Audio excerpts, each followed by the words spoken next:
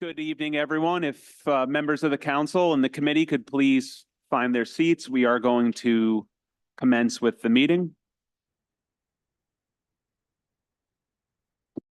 Good evening, everyone. It's Wednesday, April 10th. We are here for a special Finance Committee budget hearing this evening.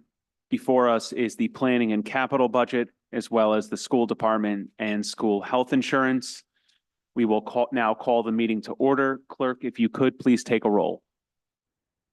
Councilman Ferry, Present. Councilwoman Jermaine. Present. Councilman Campiano, Present. Councilman Paplaskas, Present. Councilman Wall, Here. Council Vice President Vargas, Councilman Donegan, Present. Council President Reno. Present. What we'll do tonight, we're going to take the planning and capital budget first. So at this time, what I would like to do is I'm going to open it up for public comment on the planning and capital budget. And then we'll, as a committee, go over the planning and capital budget. After that, we'll open it back up for public comment on the school budget. There is a sign-in sheet if anyone would like to speak. Obviously, if you're not on it and you got here after I snag that in a few minutes, you're more than welcome to speak for up to 4 minutes. Is there any member of the public that want to speak on the planning and capital budget at this time? Seeing none in person. Tom, is there anyone online that's raised their hand right now? There is not. If I can just give a reminder to the public, please use the raise hand function or dial *9 or on a phone. Thank you, Tom. Yeah, there's no public comment. Thank you.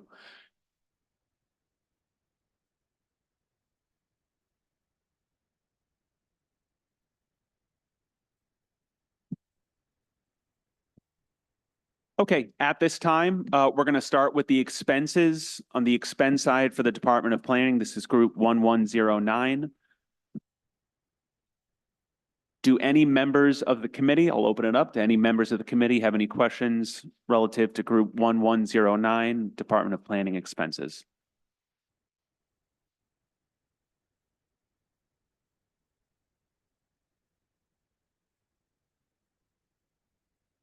Director.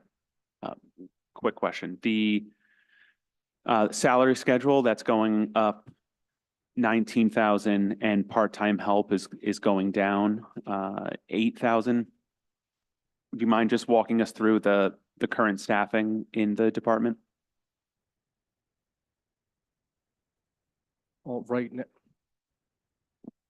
currently we have 4 full-time employees in addition to myself. So we just hired 2 people. Is this? I'm holding. Can anyone hear me? Okay. So we have filled that second senior planner position, which was funded in this year's budget. The reduction on the part-time will mean that we won't be able to have Peter LaPola in the office for very long. That will probably last about a third of the year at that current salary, and it wouldn't have any money for interns or anything else like that. Thank you, Director. So looking at the budget book, there are 2 positions that are vacant. One of those has been filled, correct? One of those is currently staffed?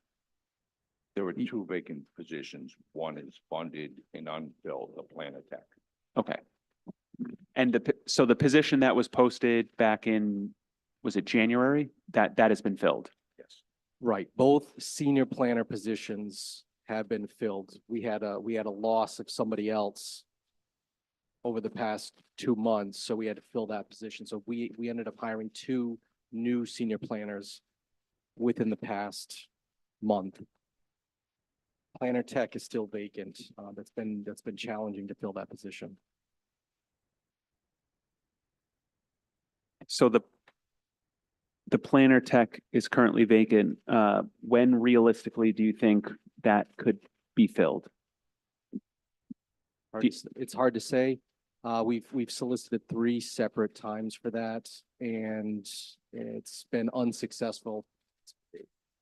It's challenge of the salary mixed with the requirements for the job. So that's been difficult. We've had our associate in the office filling that position in an interim basis, which will probably continue into the summer at this point. It's been challenging to get people to apply and get people to actually interview for the position.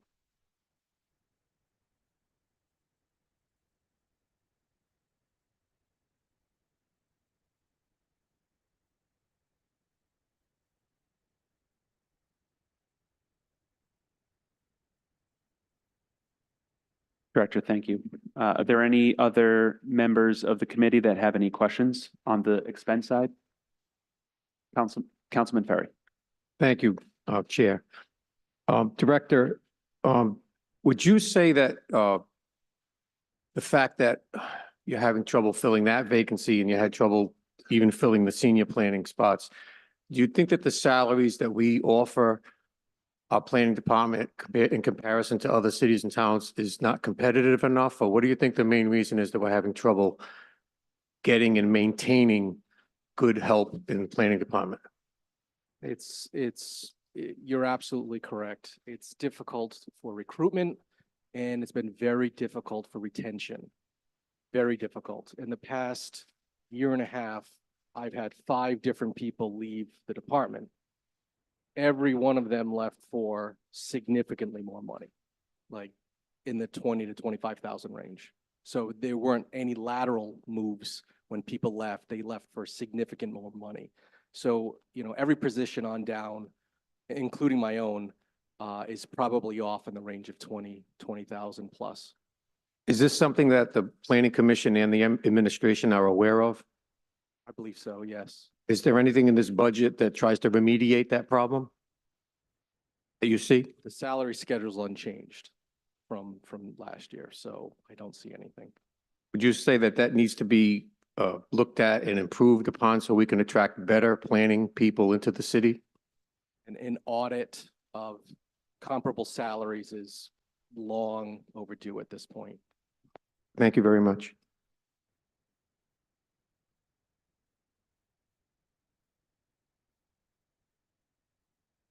Councilwoman Renzulli. Thank you.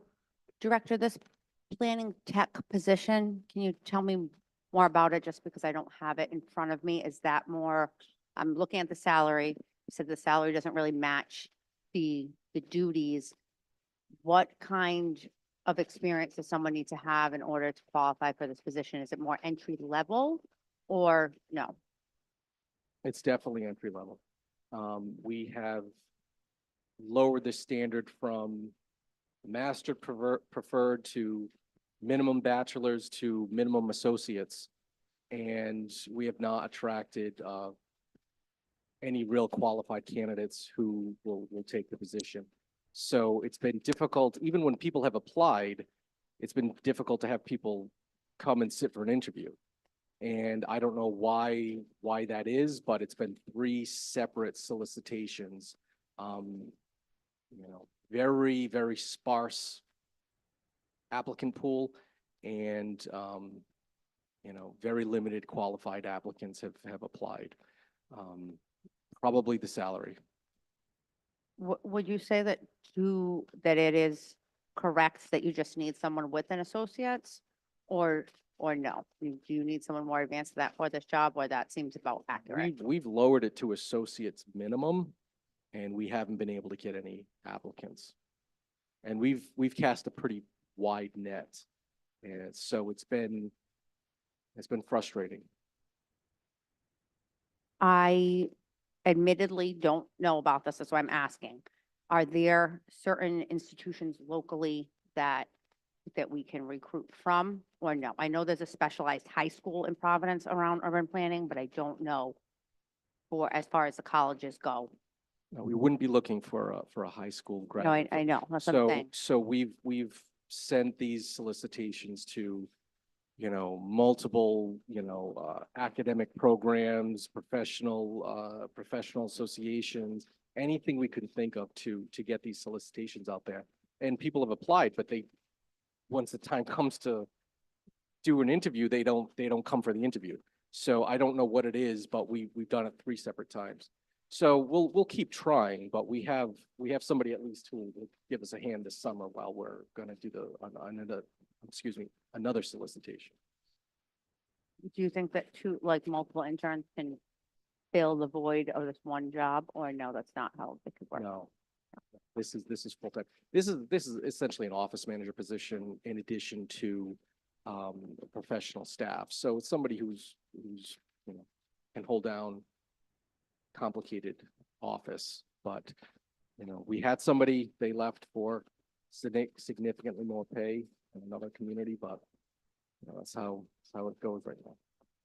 And Director, while I have you, I'll just ask, if the chair says it's appropriate to ask how the comprehensive plan is going, and do you believe that are your staffing struggles affecting the plan, or no, it's because we have a contractor who's doing a lot of that work?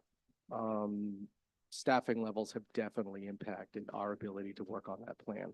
We're still on target, but there's no question that when we had just 2 people in the office for several months because we had, you know, ghost, a skeleton crew in the office, yes, it did affect our ability to work on that plan and keep all of our other duties rolling.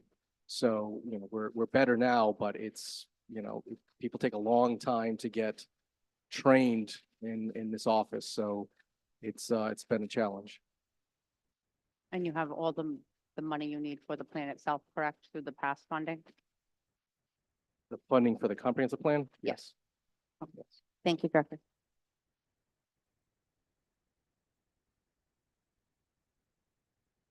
Are there any other questions on the expense side? Councilman Wall. May I ask one short question, Director? And maybe I missed it, maybe you said it at the beginning. This position you speak of, what is the going salary for it? What are we offering? The planner tech position, I believe it's 47 and change to start. And initially, we were looking for someone with a master's degree? Bachelor's was the minimum. We were hoping somebody, you know, would be an entry-level position with somebody with a planning degree. That's a pipe dream. So we've lowered it to someone with at least an associate degree. So we have not had any success with that yet. But we're going to solicit this again. But that's just where we are right now. Thank you. All right, seeing no other questions on the expense side, I just want to comment that some of the folks that have left your office, these were people that not only did fantastic work for the city of Cranston, but were really establishing deep roots in some of the community work with organizations like One Cranston and our Health Equity Zone. And I was really excited to work with people like Greg, who I know was, really, and others who were really passionate about addressing issues in our city. And so it's unfortunate to see the turnover because, just as they were kind of seemed like getting acclimated to the community and getting to know the community, ingrained in it, and doing so helps them work to address needs within the city through the planning department, that process has to begin again. So I hope some of the issues that you've brought up and that Councilman Ferry mentioned can be addressed, because I think it's impossible for the planning department to do more than just react to what's coming in without the proper levels of staffing. If we want to address the myriad of issues from housing to stormwater and climate change, the planning department's got to be front and center in that, and you need the tools to get that done, and I'm not sure that you have them, despite all your best efforts. Do we have any questions on the revenue side? Can I point out a couple things, Councilman? Yes. Revenue side. I don't know if this is an oversight, but on the educational program, we've got 2250 for that. That's based on 3 full-time employees in the department. We expect to have 4 under the collective bargaining, so we'd need to have this would need to be 3,000 so that we can meet that obligation under the contract. So it's been 2250 because we had 3, now we have 4. So, that's something I think we can address. Also, I want to point out that the overtime budget, has been lowered significantly because we didn't use overtime as much last year. We couldn't use overtime as much because we had such turnover that the new employees under the probationary period can't take overtime. So, and that very well might be coming to head again. So, I think that the overtime budget is very critical, in the department, because when we're talking about retention, these folks are taking lower salaries to come here. And that's including all the folks who have left recently. But when there's a sense that, well, maybe I can make some of it back through overtime and different meetings, if I don't even have a bone to throw to employees like that, that's really hurting the retention efforts. And I know this is a minuscule budget, but that's something that really hurts on our side. And it felt like we weren't using it last year. It's the simple fact we couldn't use it. The employees either were not in the office or they weren't even able to, eligible to collect overtime. So I wanted to point that out.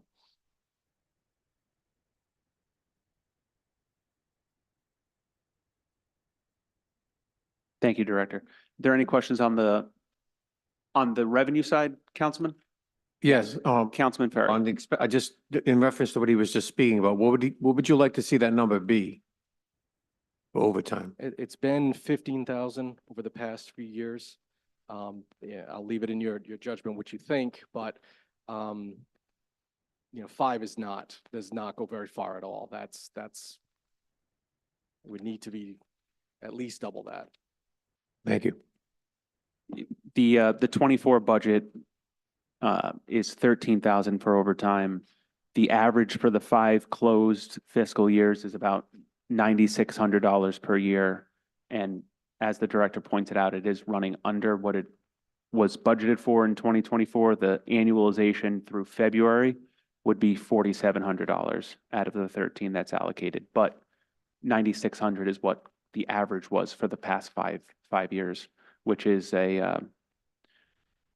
this year in the proposed budget, it's reduced by $8,000 to $5,000. So, And I just want to point out that that was with 3 employees who could utilize overtime. There would be now 4 who could utilize overtime under the budget. So the 96 might be enough, but probably not. If we're talking about a new position. Just one comment, Mr. Chairman.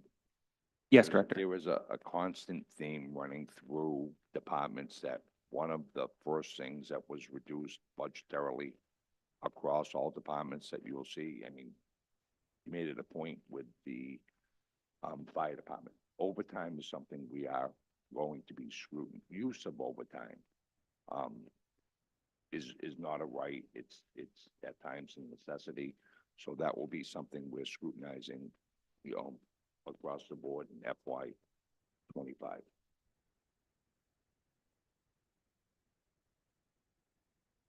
Council President Moreno. Just a comment. I mean, to your point, Dan. Sorry. All right.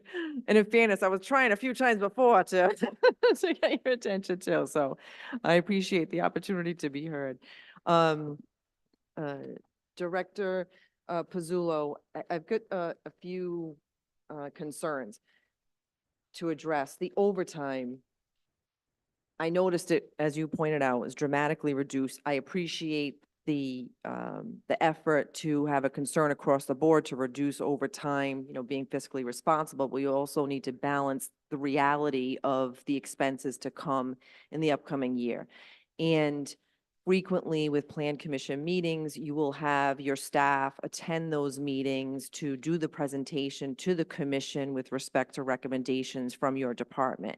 And my question to you is the reduction in overtime allocation for your department going to stifle those appearances by your staff with those presentations?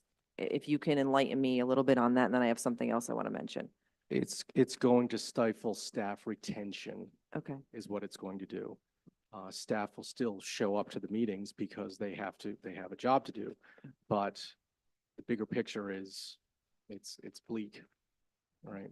You know, if we go back to, say, we're hiring Doug, hiring Josh, they both came to the city taking a $10,000 pay cut Mhm. to come to the city, and those were their choices, knowing that there was other aspects to the job, but taking that away, in a sense, would they have come to the city at all? I'm not sure. Okay, all right, and I, going back historically, it's always been more than $5,000 going as far back as even 2019, so you're talking, you had said about 15,000 is what you are looking at. The other question that I had is with respect to the comprehensive plan. I've expressed this to you previously in other meetings, and we appreciate the efforts of your department, even given the staff reductions and your representations that you're on target, along with the participation of the Plan Commission. And we greatly appreciate those efforts because we know of the kind of Herculean task that it is, kind of making up for lost time. My question to you is, with respect to the current budget, I don't see any money allocated for that expense for the upcoming fiscal year, and I'm just wondering why that is. Is there in fact money needed for that appropriation? Because we don't want to have that be an issue. Thanks. The appropriations that were previously made are going to continue on into this next fiscal year. So once we had entered into the contract, the previous allocations were sufficient to fulfill that contract. So we didn't need to ask for any additional funds for that. Thank you. Right. In addition, we have the grant reimbursement coming from Commerce.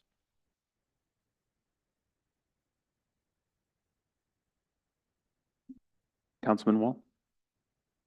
The point I was gonna make is, it's a great, I think, Councilwoman Marino, pointed out, it's a great idea, absolutely, with all departments to decrease overtime. But it seems like we've got kind of a special equation here. We have a real difficulty hiring permanent staff. However, we have a monumental amount of work, and we're trying to cut overtime of the people who are there who would do the work. So it's not a question. It's just kind of a commentary that, Captain Obvious here, that it sounds like a very difficult task for the department. In through the chair to the counselor, throughout the course of the year, we'll be watching, not just, the larger departments, the smaller departments, and if transfers are, required accordingly. Because logically, there's going to be money up in the salary account. The person that Mr. Pizzullo was speaking to is not going to be a full-time position that's currently proposed to backfill a planner tech, so there'll be money there that we could move down to the overtime if needed.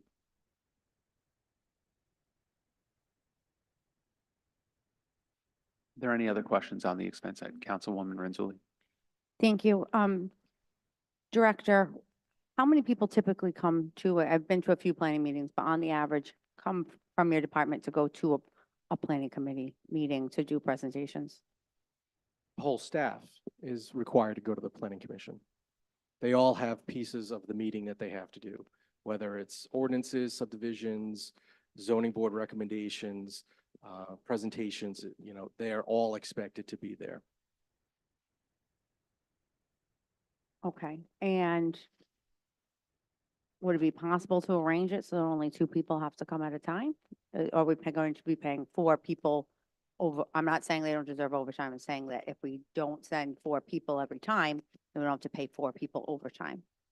Or 5 It's if just- yourself is included. It's not practical. Those folks who work on the reports and oversee various applications, they work on those for weeks. And when the time comes for them to present, they need to be the ones to present, not hand it off to somebody who hasn't, gotten involved with the project and all the minutia that goes along with it.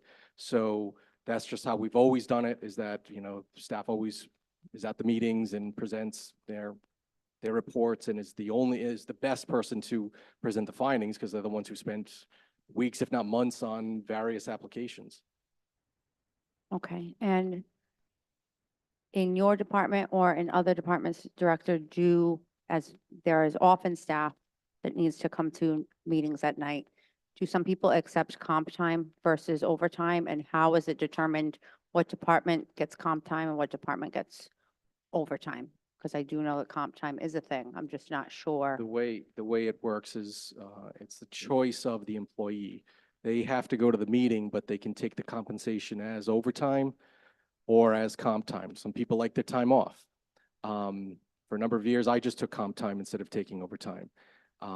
But if everyone's taking overtime, that budget won't go very far at all.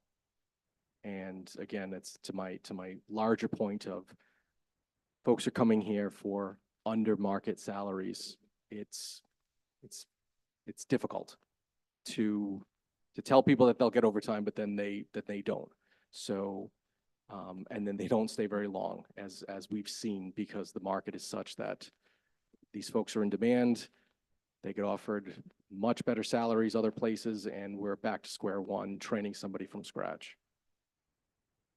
And to the finance director, how are other departments as far as overtime versus comp time? Is this a policy? If it would be a policy, would you take comp time when you come at night, or you could take half comp time, half overtime? How does it work across departments? Okay, and it varies from department to department. There is people who utilize overtime, there's people who utilize comp time, and there's departments that you just stagger the hours, such as if you're coming to a night meeting of the planning commission, don't come in till 10 o'clock. So there are three options, and it's managed across departments differently. There's no one standardization. And just my final question to the director, are you still utilizing flex hours within your department, or is everyone here, 8:30 to 4? Those arrangements with former employees are not continuing with newer employees. Those are special circumstances. Okay, thank you. All right, this time we're going to move on to the revenue side. Still on Group 1109, Department of Planning Revenue. Director, City Planning, the line item 42155. The 2024 budget was 150,000. The actuals through February were 29,000, which annualizes to, let's call it 44,000. Why is that running so under what the projections were? I'm sorry, did you say it was 29,000 or 129? 29,000 are the actuals for 2024 through February. I don't have a sheet in front of me.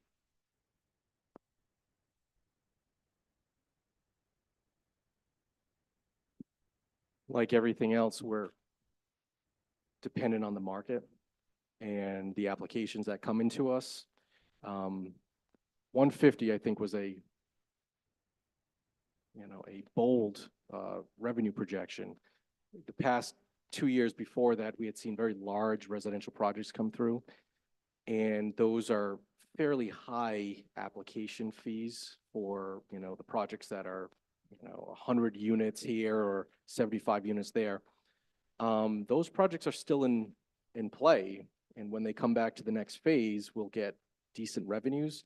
But as of right now, we haven't seen their next phases come to the office, so we haven't gotten the applications yet. Dallas. And if I may, Chairman, if you, as Director Pizzullo said, the trend going from 89 to 110, then the 150 estimate for this fiscal year. Director Pizzullo is correct. It's probably a little aggressive. That's why we backed it down. One of the biggest things is the interest rate environment, which hopefully you'll see it, coming into the fall going down, but depending on who you listen to, it could be still the same. Now, I'm just speaking of something I see as I drive home. The bigger developments are starting back up north of us, so eventually they will As the director said, they're gonna come back online. Hopefully it's in FY 25, but I'm counting on the market, and that's, you know, all you're hearing lately is housing, housing, housing. So, we backed it off 25 grand between FY 24 and, FY 25 on our estimate. I'll also say that the pretty significant changes to the state law that we had to deal with in the fall, it really put a chill in the development community because people didn't want to apply with the old regulations, knowing that the new regulations were going to come into place, which would significantly alter how they would have to apply and when they would have to spend money. So it didn't have a, you know, a positive impact on development with the thought that there was going to be such an overhaul in the subdivision regulations and the zoning code. So that definitely did put a chill.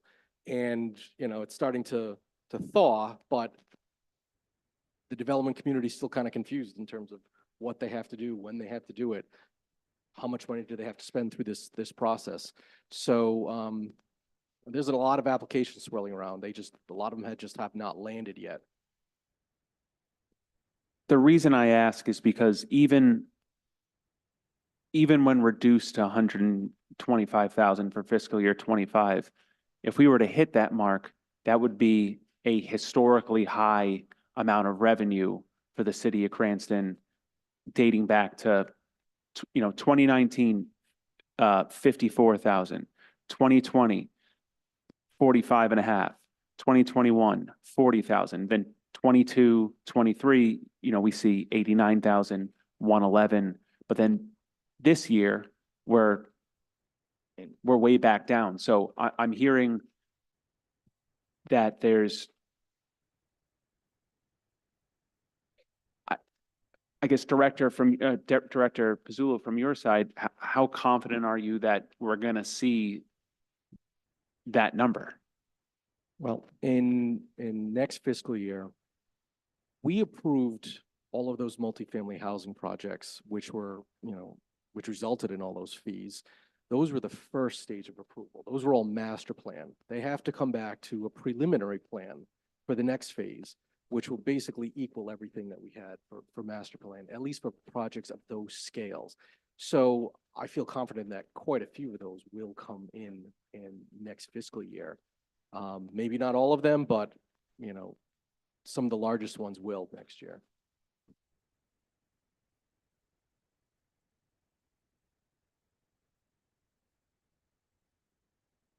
Are there any other members of the committee that have any questions on the revenue side?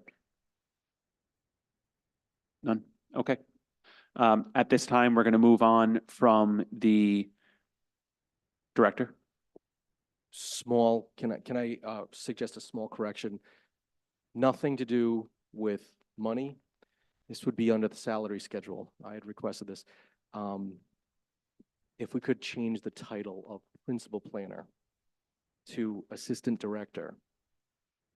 We're not asking for any kind of step or monetary change, only a title change. Doesn't matter to us, but it matters to the people who take these jobs, and it matters to the people we want to keep in these jobs. So I'd like to change that principal planner title to assistant director. Would that have any impact on is that a change that would have to go through the CBA, or would that take them out of the local and into the administrative unit, or? Don't believe so. It's a simple title change. I don't know why it would change anything. And I've been asking this question, and I'm not sure why this is more complicated than it needs to be. I just really want to see that, because that principal planner doesn't mean very much to folks if I have to solicit that position. It's not the title that it's the wrong title for that position. So if I'm trying to attract somebody for that position, yeah, I need a different title.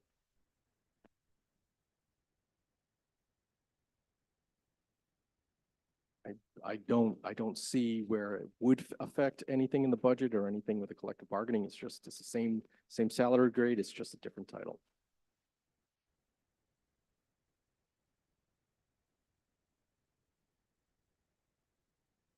Just a moment. Council President Marino. Um, this topic has come up in some other departments, over the past year, and my understanding is that that's a personnel decision that needs to be taken care of within the administration through HR and is not a function of the council to change the title of the position. Our role is with funding, so even if it's something that we agree and we're willing to do, we don't have the authority to do that, is my understanding, and if legal wants to The- add to that. The funny thing is HR said it's not their decision, it's the council's decision in the budget. So so can we just do it then? Just do it. If I may, oh, I think I'm being superseded by the esteemed Attorney Angel. Mr. Chairman, if I may, this happens all the time in government, right? It's ping pong. The job description and the job title cannot be changed by the council. The council can change the name and the line item, but I caution the council on that. It's really the appropriation. The title as proposed in the mayor's budget is stated here. So obviously, personnel has this title as what you see in your line item in the budget. It's got to be worked out with personnel. That's the position I would take. If I may. Talked it over with Mr. Igliozzi, he concurs. I do concur with Attorney Angel. The position that I lost that went vacant for 9 months was titled Finance Clerk, and eventually we pushed notifications out, through a service through the colleges. I think it was called Handshake, and we had to explain it was more like a staff level accountant, and we had to go by the union rules, but I will circle back with with personnel to get a definitive answer, which I'll forward to the council, but I believe it is through, as Attorney Angel stated, through personnel. Okay, thank you. At this time, we are going to move to the capital budget. Before we discuss the capital budget, I understand that I'm going to give folks a last chance. We are going to handle the school side after this, but are there any members of the public who wish to offer any public comment on the capital budget this evening?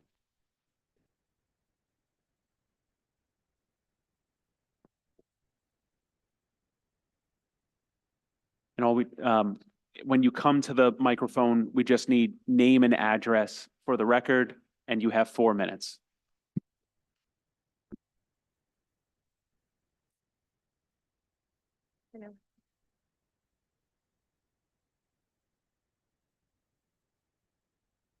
May I begin? Hi, my name is Maria Manzi. I'm the president of the St. Mary's Fee Society Ladies Auxiliary. I'm here tonight representing both the Fee Society and the Ladies Auxiliary. We're just in favor of the continuation of the streetscape project for Eatree Square to continue down past St. Mary's Church. I'm here with a few of the members. We have more that couldn't make it tonight, but they've written letters. And we just feel that having that streetscape stop at Randall Street, it would look unfinished. Like, we have that beautiful project that was started, and we have the Eatree Park, I'm sorry. And just to have it go and end at Randall Street, the sidewalks, even, forget Eatree Park, the sidewalks are terrible on that street. I was born and raised in Knightsville. I've lived on Bachelor Avenue, and they're just all breaking up. People can trip on them. And I just think we've started this project that, it's funds well spent to continue it down through to St. Mary's Church, further down Cranston Street. We're just in favor of it, and we just hope that you would consider to continue on with the project So that way it's like a complete thing. It's just, it makes the city that much nicer, better. It will bring a lot of more revenue into the city. It will attract people to come to Knightsville. You know, we have wonderful restaurants, we have wonderful businesses. So just to have it be a completed project. Thank you.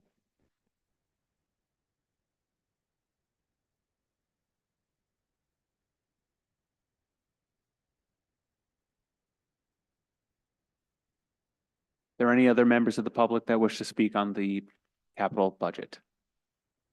Seeing none in person, Tom, are there any online? There is no public comment. All right, that portion is closed. We will open it back up before the school meeting, before the school budget, for those that wish to speak on the school budget. Before us now is the proposed 2024 through 2029 capital budget and improvement plan. The items before us were approved by the Plan Commission on March 14th.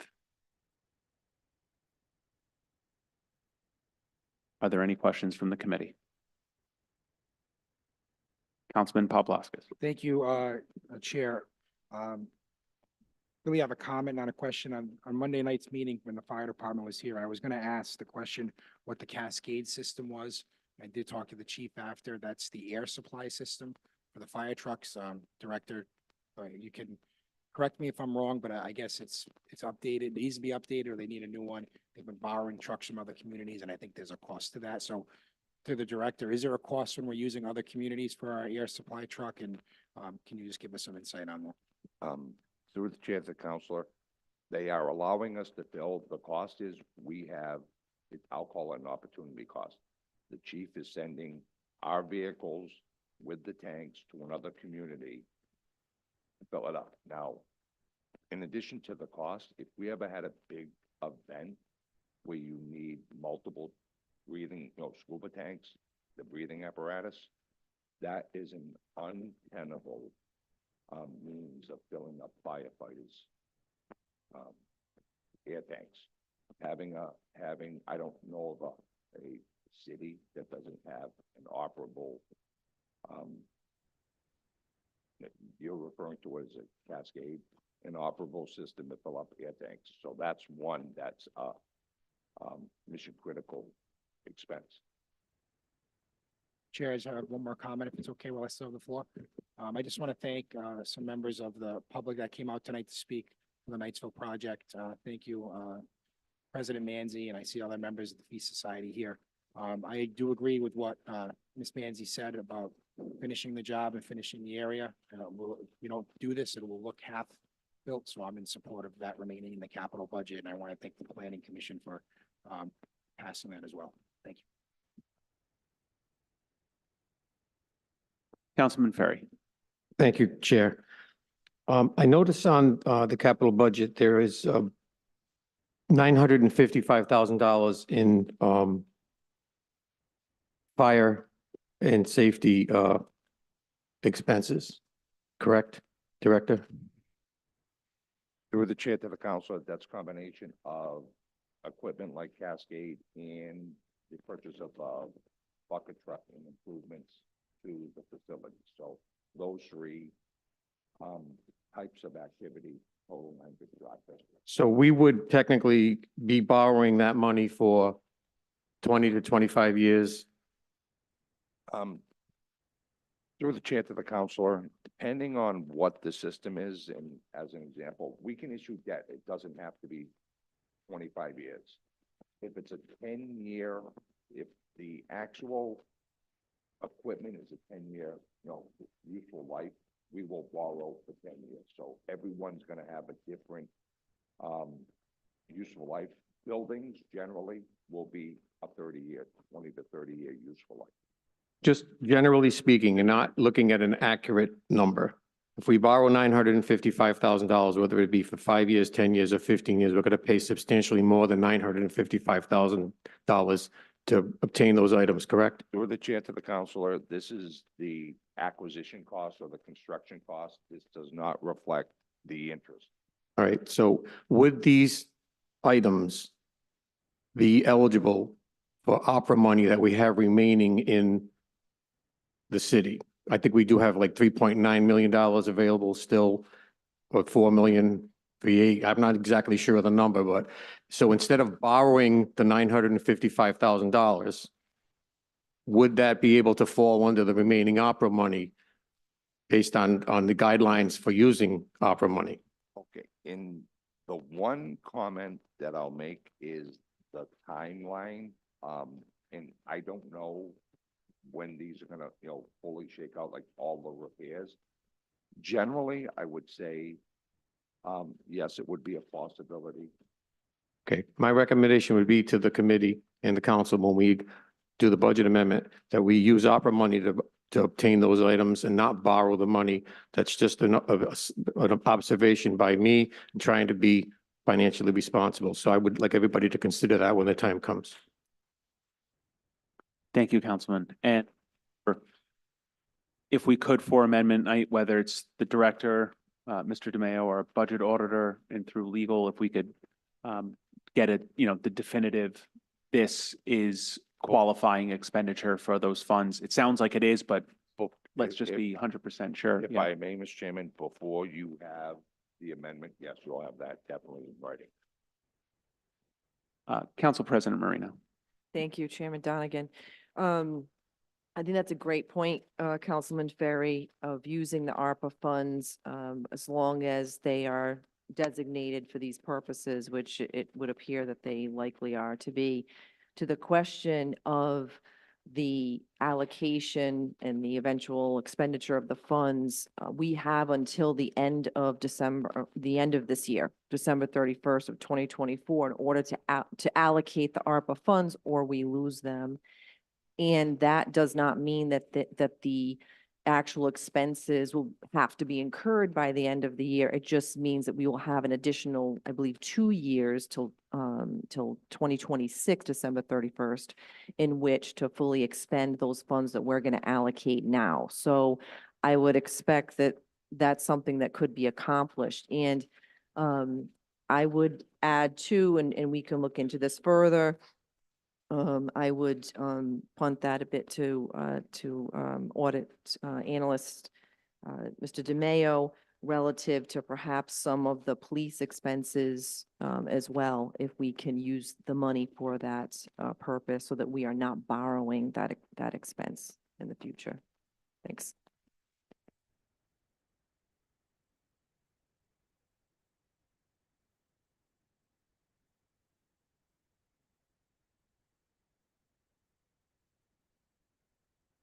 Are there any other questions on the capital side?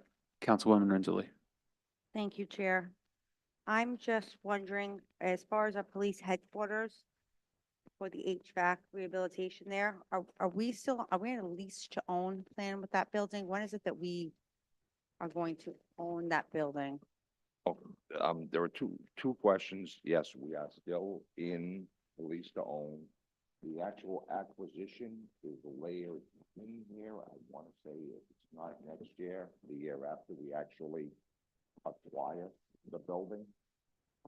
But at the moment, we do lease the building in any expense over 50 grand is an obligation plus 50 years.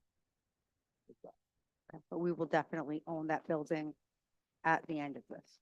Through the chair to the council, yes, we. Thank you.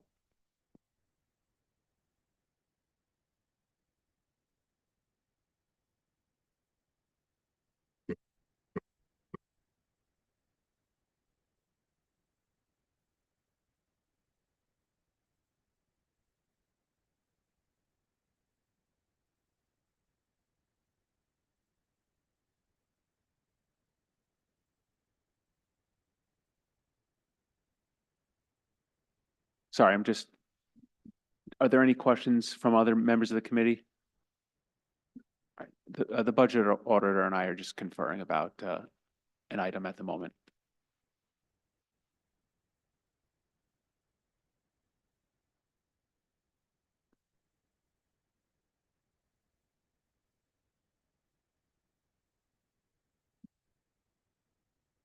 I don't know. Director, under the recreation under the recreation last year, so there is the line item, infield upgrades to Khaleesi and Fay baseball fields, infield upgrades to Ritchie and spec baseball fields.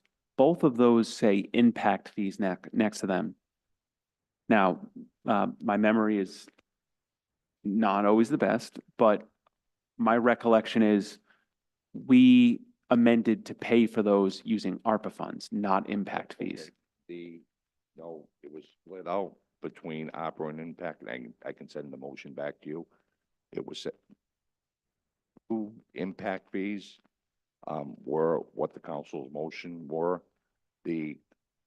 Both opera and impact fees, and there was sufficient money in the impact fees that were voted by this council to cover the fields. So I will send you the motion that occurred.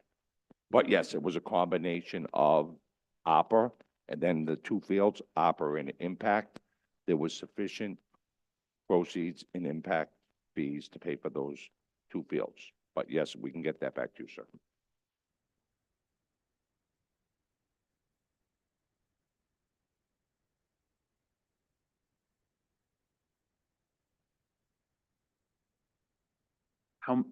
How much, do you know off the, at the present, how much is left in ARPA funds? Opera excluding accrued interest is 5.6 million. I think with the interest that the fund is earned, I think it's 5.8 million. But I can definitely say it's 5.6 uncommitted. Mr. Chairman, 5.6 million excluding accrued interest. And that includes the parks? Through, to the chairman, yes, it does.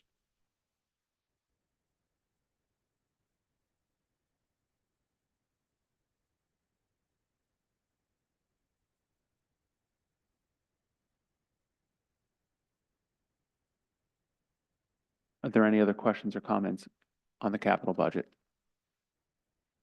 Seeing none, we're gonna end that portion. Does anyone need a break? We're gonna take a 2-minute recess.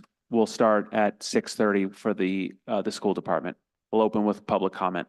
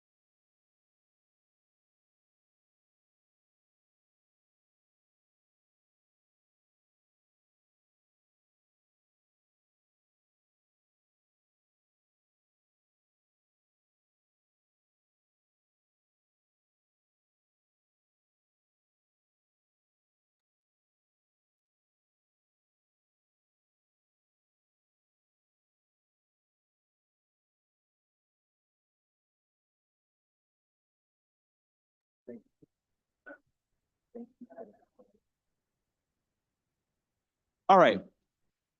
Before us now, we have the school department and school health insurance. I'm going to go off the list first that is here from people that signed up. Afterwards, if there's anyone else that wishes to speak, they're more than happy to hear from you. Please try and keep your comments to 4 minutes. Before we begin, I do want to recognize Superintendent Janine Nadamasi. I do want to recognize members of the CTA, school committee members, the chairman and former mayor, Trafficante, school committee member Frank Ritz, school committee member Anthony Malillo, my school committee member, Dominic Fusco, school committee member Keith Catone, and school committee member Croft. So thank you all for being here, as well as some teachers, administrators. Thank you for being here this evening, and members of the public. And without further ado, Superintendent. Thank you. Good evening, Council President Marino, Chairman Donegan, and members of the City Council. I would like to thank you, the members of this body, for the opportunity to come here before you this evening. I stand before you today with a heavy heart, tasked with addressing the pressing issue of budget shortfalls plaguing our esteemed Cranston Public Schools. I understand the gravity of this situation, and I assure you that every effort is being made to navigate these challenging financial waters. Over the past few months, my team and I have diligently worked to deliver a budget for the upcoming fiscal year that best serves the educational needs of the students in Cranston. The job of this budget is to support the high-quality service we provide to students and their families. The public schools in this city help drive economic growth. Home building in this city has increased, and we are seeing home prices rise. In even modest neighborhoods, we're seeing houses sell for well over $500,000, some as much as $1 million. In addition, home values have increased considerably, especially after this revaluation. And I would like to think the reputation of our schools contributes to that positive increase. Rest assured, measures are being taken to address these budgetary concerns in a manner that prioritizes both financial prudence and the semblance and stability of progress. Difficult decisions need to be made, and sacrifices may need to be endured. But let us remember the greater good that guides our actions. Let me be very clear. This lack of budget support from the city will significantly impact the quality of service we currently offer our families. We have a 12,000+ line item budget, and I realize this department is the only one in the city with this kind of budget, and therefore scrutiny. I would like to take this opportunity to thank my dedicated administrative team for all of their hard work, as well as the school committee who vetted this budget throughout hours-long meetings in February. Additionally, if you would indulge me, I would like to take a moment to individually recognize the efforts of our highly respected and knowledgeable Chief Financial Officer, Mr. Joseph Balducci, who has tirelessly worked to ensure that our budget not only serves the needs of our students, but is also fair and equitable to the taxpayers of the city of Cranston. I am not here to speak to political intent, partisanship, or political strategy. Frankly, I will happily and collaboratively work with whomever sits in the seats of government at both the local and state level. I can even work with Attila the Hun, I'm starting to think. But my role is to speak for the nearly 11,000 children who depend on us for a high-quality education and the 1,600 employees who rely on us for a living wage. I am proud to say here this evening that the Cranston Public Schools serve as an example to the rest of the state. When you look around at other districts, not only of similar size, but of demographic and socioeconomic composition, you can't help but recognize that our district has a well-earned reputation of being solid as a rock. We have a very stable, functioning district that uses a common-sense approach to our decision-making. By level funding our school district, that stability is at risk. We will need to make drastic cuts, which will affect students and staff. First, I want to illustrate that the size of the school department's budget is proportional to the sheer impact it has on our collective social and economic lives. The functions of our public schools are not only relegated to teaching and learning, which are the heart and soul of our institution, but also to the fabric and legacy of this community. Second, I acknowledge that we have a considerable budget, much of which is manifested by myriad federal and state mandates, regulations, guidelines, and rules. We max out our available grants, both state and federal, to improve programs for career and technical education, multi-language learners, and special education students. We have used ESSER monies within the guardrails provided to us to offset costs for curriculum, salaries, and programs. That money must be spent by September 30th, 2024. It is that infusion of one-time money that is often dangerous for a budget, but I'll get into that later. Third, we potentially have the nice-to-haves that we will need to cut. Those cuts were borne by staff. Third, we have cut the nice-to-haves as much as possible over the past few years.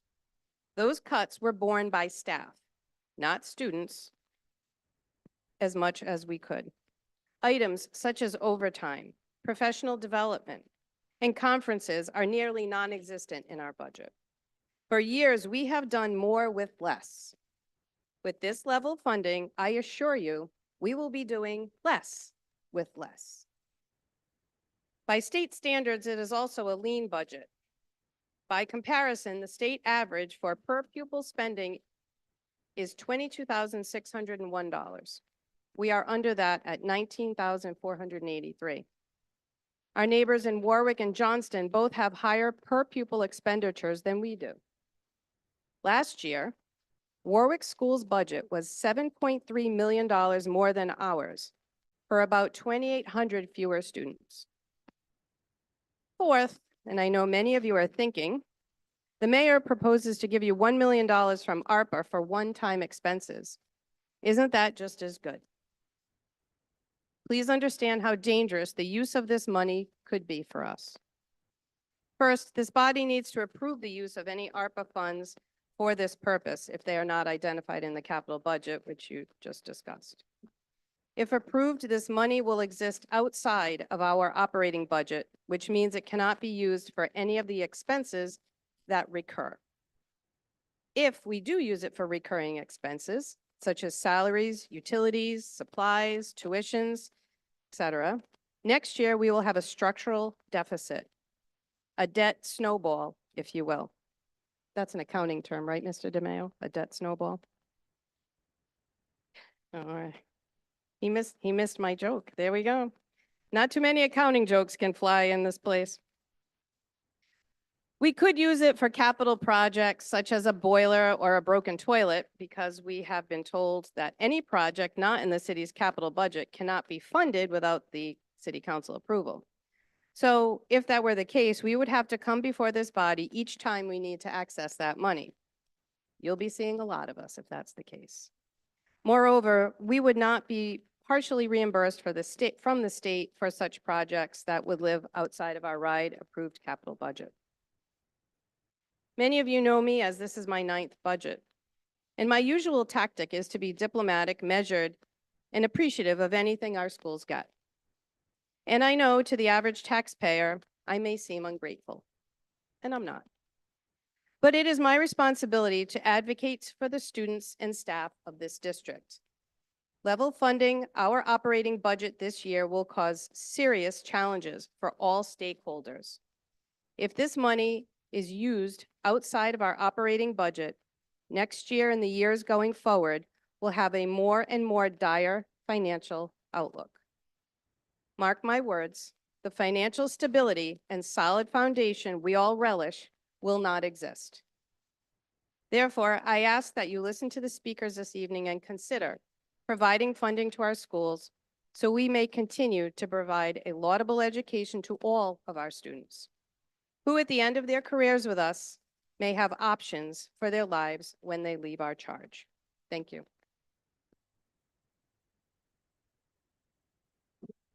Next on the list, we have Chairman Trafficante.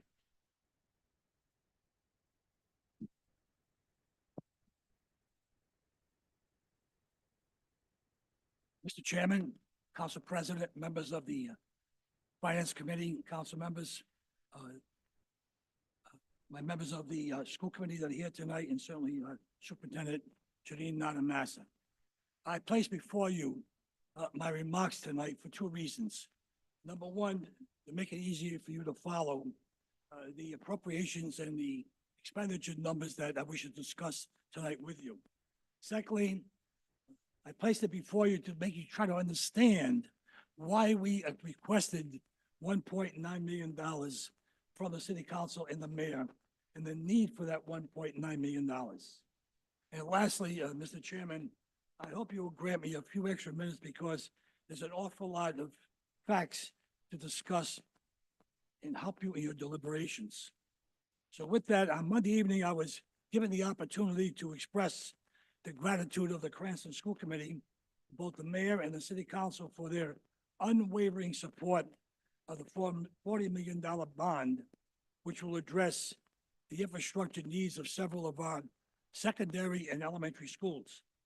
I once again express on behalf of the school committee that same sincere gratitude. A little over a week ago, the mayor announced his proposed no tax increase gross municipal budget for FY 24-25. There is little doubt that some 40,000 plus Cranston households will be pleased and elated with such news. However, 1/3 of those households who have children attending Cranston Public Schools may not be as pleased to learn that their child's education may be impacted due to the proposed level funded school budget for the forthcoming year. Here we are, the second largest school system in the state of Rhode Island, the second largest special education department in the state of Rhode Island, the largest department in the city of Cranston, containing some 1,600 employees, maintaining some 30 structures, and servicing some 11,500 school children. And the proposed budget does not give any consideration whatsoever to an increase in the school department's maintenance of effort. I know I speak for all the school committee members when I state that this proposal is certainly disappointing. But more importantly, it will most definitely, if approved, have a negative impact on school services over the next two budget cycles. The Cranston School Committee requested a 1.9% increase, which is certainly a modest increase, not unrealistic, and certainly not inappropriate. I fully appreciate, more than anyone in this chamber, having developed some 14 municipal budgets as mayor of the city, the difficulty of formulating a gross municipal budget that attempts to satisfy all the department heads, contractual obligations, state mandates, elected officials, and most importantly, the taxpayers of our city. However, you must keep in mind that the quality, the performance, and the outstanding reputation of the Cranston School Department in our state makes it not only a treasured asset, but also a prime growth factor of our city. Families and businesses located in Cranston, because of that asset, because of that quality, and because of that reputation. As members of the Cranston School Committee, we took an oath, regardless of our political affiliations. I want to repeat that, regardless of our political affiliations, to also advocate for our students and staff and ensure that our school district provides a positive, progressive, and secure environment that encourages our children to learn and to grow. I have stated many times in this very chamber that the quality of life that we enjoy in the city and have enjoyed for a number of years is directly related to the quality of the student that we graduate from our local high schools. Members of the council, this proposed budget does not reaffirm a commitment to the future of our city, our youth. Hopefully, with the city council's careful consideration, it may. Members of the council, as you are well aware, public educational systems throughout the state of Rhode Island are solely dependent upon two sources of revenue, namely state aid and local aid. Let's talk about state aid first. Regarding the state education aid, the governor's budget proposes a change in the core instructional amount referred to as the CIA. Normally, the CIA is calculated by using the average educational expenditure from the states of Rhode Island, Massachusetts, Connecticut, and New Hampshire. Under current law, the CIA would have increased to $12,617 per pupil expenditure, which is a 6.2% increase. This year, the governor's proposed budget changed the CIA funding to the Consumer Price Index, capped the per pupil expenditure to a 3.7% increase, or $12,335 per pupil expenditure. Result of that move was a $26 million reduction in the per pupil expenditure formula for the entire state of Rhode Island. Because of the governor's proposal, Cranston's loss was $1,689,183 in state aid, which, if received, would have certainly solved all our financial problems. We would have been out there having some ice cream tonight rather than being there. The mayor correctly stated that the Cranston School Department received $3,367,128 increase in state aid for FY 24-25. However, it included in state aid package an increase of $154,000 approximately earmarked for non-public transportation, bringing that total allotment to almost $800,000. Additionally, an increase of almost $700,000 is earmarked for MLL students, multi-language learners, which cannot, I repeat, cannot be used for personal costs. Only teacher professional development, bringing that total allotment to $1,358,247. Lastly, an increase of $59,442 is dedicated to high special education costs, bringing that total allotment to $796,634. Members of the council, you can easily see that the state initially shortchanged Cranston by some $1.6 million by changing the per pupil expenditure formula, and basically tied our hands by placing restrictions locally, I'm talking about restrictions on special education, non-public transportation, and multi-language learners appropriations, thus reducing our $3.3 million state aid package to approximately $2.5 million. Members of the council, I would like to turn your attention to the financial obligations of the Cranston School Department and the anticipated negative impact of a level-funded Cranston operational budget. The mayor in his proposed municipal budget set aside $775,000 for municipal contractual employer obligations and step increases, and rightfully so.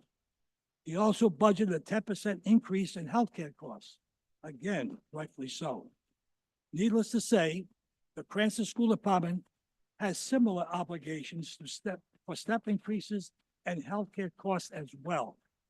The step increases expenditure for teachers, custodians, tradesmen, bus drivers, bus mechanics, bus aides, and secretary equates to a $1.6 million expenditure increase. The school department also budgeted a 10% increase in healthcare costs, which equates to a $700,000 expenditure increase. If we focus on fixed costs, the state obligates the Cranston School Department to the following expenditures: outside special education tuitions, an increase of $318,000 with a total budget of $8,045,000.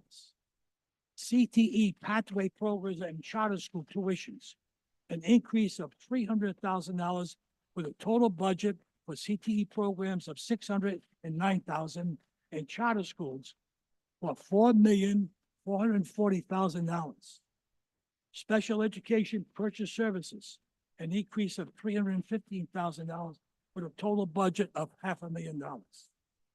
Let's consider utilities for our 30 buildings, an increase of $250,000, a total budget of $3 million. Lastly, the mayor spoke of the teacher contract in his budget message and expressed concerns about the overall cost. Let's talk about that. The teacher contract is a 3-year contract consisting of the following.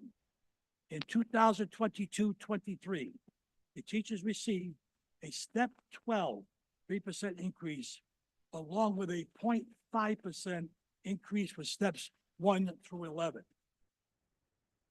In year 23-24, the teachers are presently receiving a 1% increase. And in 24-25, the teachers will receive a 1.5% increase for steps 1 through 12. The average percentage over 3 years is approximately 2% per year. The CPI in 22-23 was 8%. The CPI in 23-24 was 4.1%. During that same period of time, between 2000 and 2024, the inflation rate is 3.2%. The Cranston School Department negotiated in good faith a fair, equitable, reasonable, and affordable contract well below the CPI and inflation rates.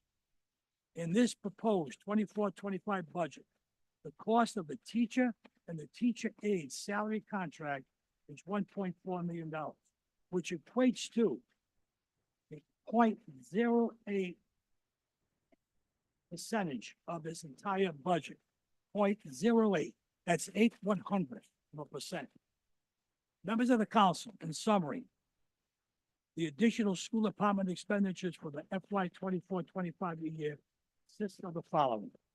For step increases, I approximate in some cases, $1.6 million. Healthcare costs, $700,000. Special education, outside tuitions, which we have no control over, $318,000. CTE pathway and charter school tuitions, $300,000. Purchase services for special education, $315,000. Utilities, $250,000. Teacher and teacher aide salary increases, $1.4 million. For a total increase of $4,883,000. I want to add one more topic. The mayor in his budget proposal added $147,000 for fuel costs. Well, the school department has similar fuel costs. We have 82 buses on the road each and every day, some making double rounds, and we had appropriate an additional $100,000. So that $4.8 million total now is $4.9 million. If we subtract from that minus state aid, leaves a balance of roughly $2.4 million. We have credits of Medicare, CTE, and other revenue of approximately $650,000.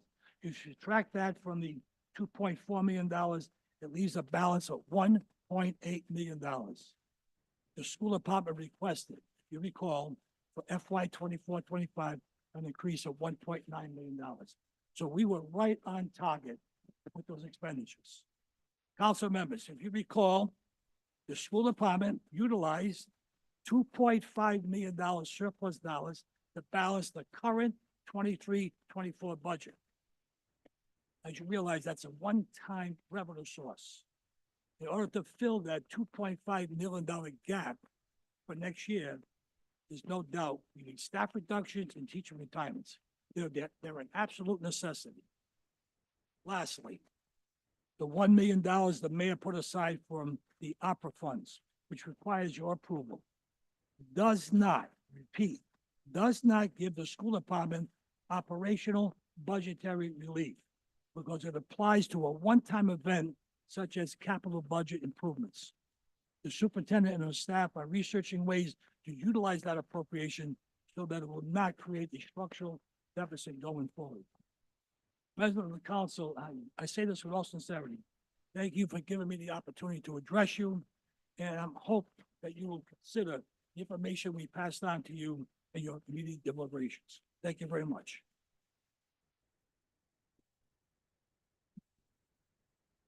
Thank you. Thank you, Chairman. Next, Liz Larkin.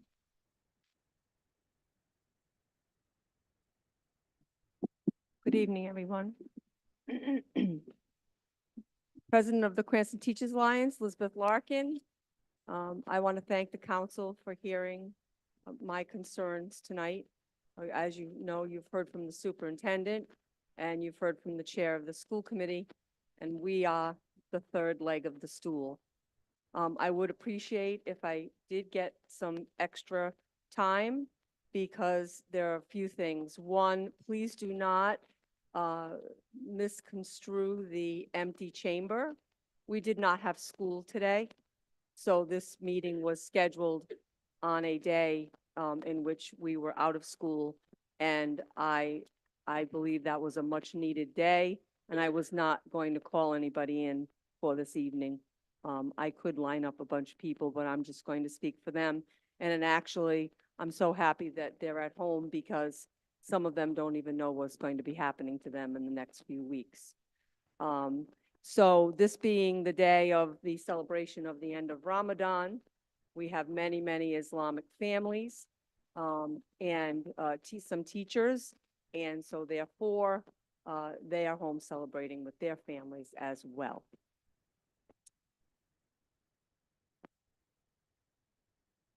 It's very difficult for me at times to stand up because out of the 1,600 employees, I represent almost 1,240 of those. We are not a teachers union. We are a teachers union, American Federation of Teachers. We represent the bus aides, related service providers, the teachers, the paraprofessionals. So we have a lot of hats that we fulfill under the umbrella of the Cranston Teachers Alliance.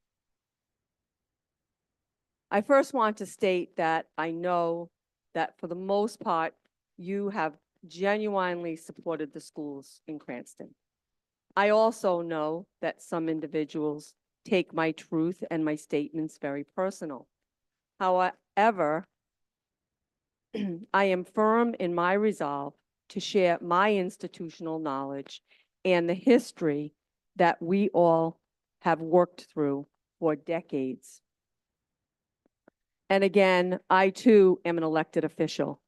I too have constituents, and they open and operate Cranston Public Schools every single day.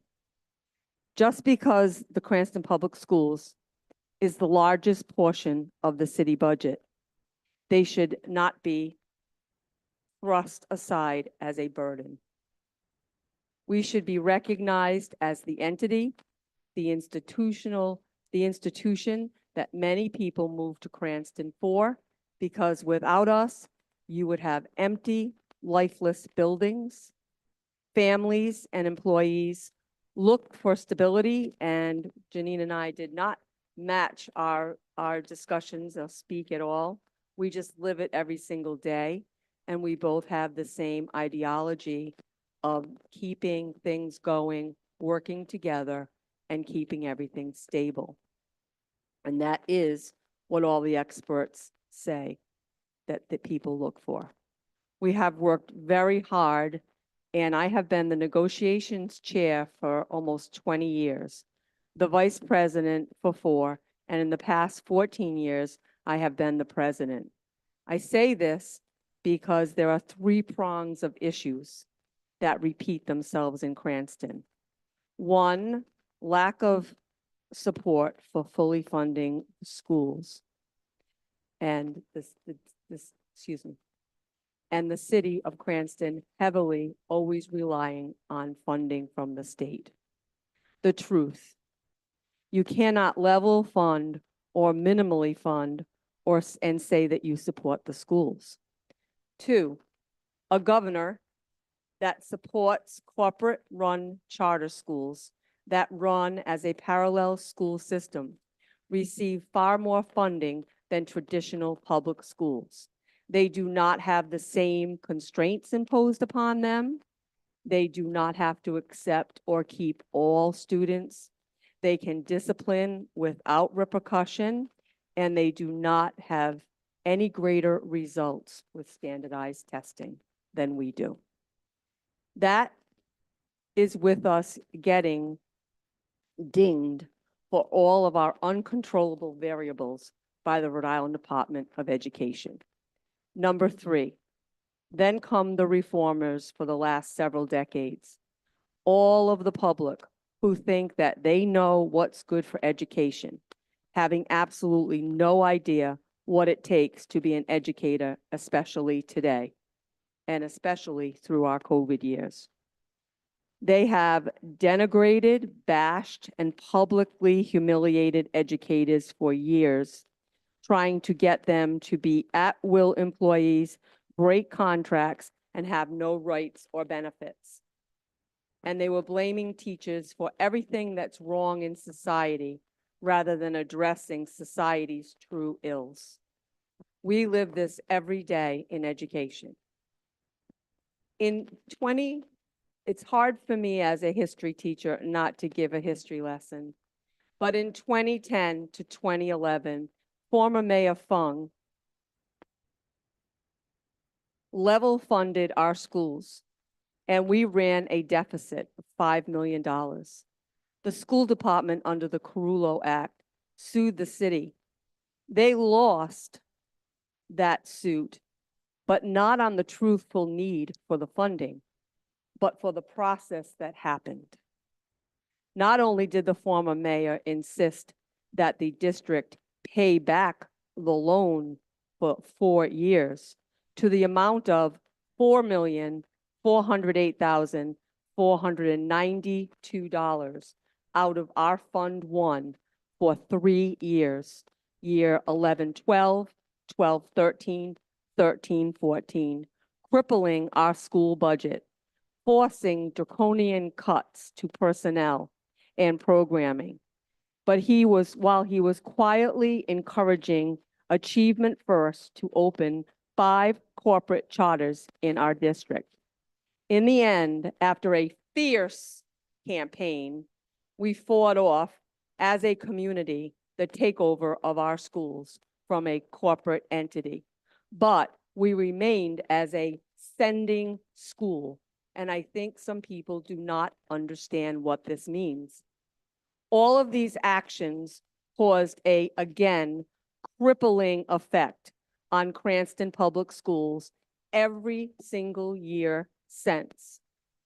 Being underfunded, level funded, or barely funded for years has been settled on the backs of our employees, programming, and our students. Interestingly enough, our deficit every year, and I checked this with Joe, almost matches the funding that we have to give to Achievement First as a sending amount. Those funds cannot be touched. This projected year, there will be 268 of our students that are projected to go to the Achievement First Academy. That takes $2.3 million out of our Fund 1. That money cannot be used because if those 268 students want to go to Achievement First, Cranston Public Schools must pay for them.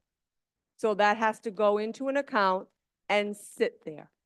That is a big chunk of change that was a present given to us by the former mayor. Adding insult to injury, the city expected us at the time to exactly do more with less, and basically caused us to not be worthy of, as Janine stated, the nice to haves, because that's what they told us. So I see this all happening once again. The perfect storm. A city that level funds its schools and relies on state aid. A mayor that publicly announced that we would have to do more with less. It made me cringe. It made me sick to my stomach, and I feel it's unacceptable. And while there's $1 million floated as a possibility, it will not build the base or the maintenance of effort, as Traff said, for further budgets. Now we also have, perfect storm, a governor who brought Achievement First to Cumberland, Rhode Island as a mayoral academy when he was a mayor. He's allocated $10 million to the revenue for this small system of schools called Achievement First. They have about 2,700 students, and they received $10 million. Just a few million short of our 11,000 students. And finally, the reformers, well, they have turned a magical profession of teaching into an undesirable choice for many. Experienced professionals are leaving by the droves. They are retiring as early as they can. They are resigning. They're entering other fields. And they're seeking out employment in districts that pay more, that have better benefits, that have more stability, and that contributes to Social Security. I will give an example to Warwick, our neighbor. If a new teacher entered Warwick, which they actually are leaving us to go there, they would make $5,000 to $6,000 more a year. Their benefit package would be better, and they are a Social Security paying district. Now, that Social Security option happened a long time ago, late 50s, early 60s. No one in their right mind is going to join that for now, because you have to match a 6.5%. But we do not have that option. So we have reduced pension, longer working conditions, again, the perfect storm of a city that's not supporting their schools.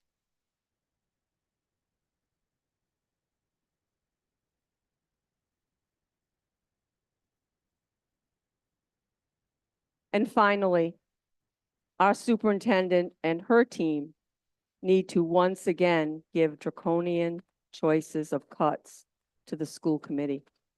Cuts we cannot endure. Loss of people and personnel that shouldn't be lost. Pared down programs and activities.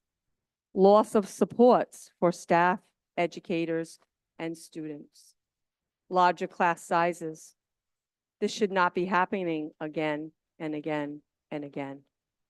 And I know through the information highway, as Traff had mentioned, that there has been discussion about our contracts. Does the city not feel as though we deserve a minuscule 1% raise this year that has already been taken away with the increased costs, healthcare costs, and taxes? And should our lowest paid employees once again accept zeros, no overtime, work harder for less? No, they should not. Once again, Mike Crudale and I will be going out to tell people that they will not be employed. And I'll tell you, if you have ever had to do that, it is a gut-wrenching situation. Because in Cranston, with our stability and caring, we go to each individual and explain to them why they are losing their job. And it is very difficult to do. We have 30+ people on layoff right now. We need every one of them. 18 of those people were laid off for a purpose because of two reasons. One, we had people leaving all throughout the year, and they had to hire people throughout the year, which is almost never happens in Cranston. And we have multiple emergency certifications. They must be laid off by RIDE standards. The amount of emergency certifications, because we cannot get people, almost never happens in Cranston. And the other people that we have on layoff need to be recalled to their positions.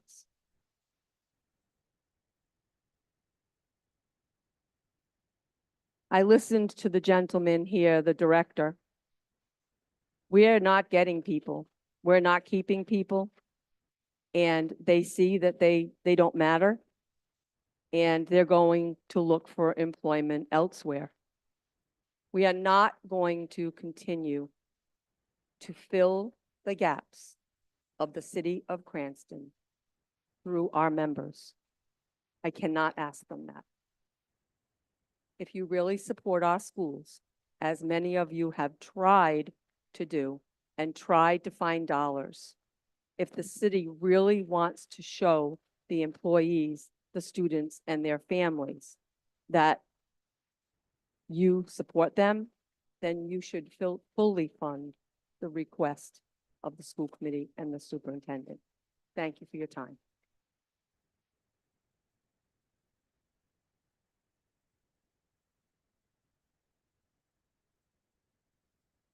School Committee Member Ritz.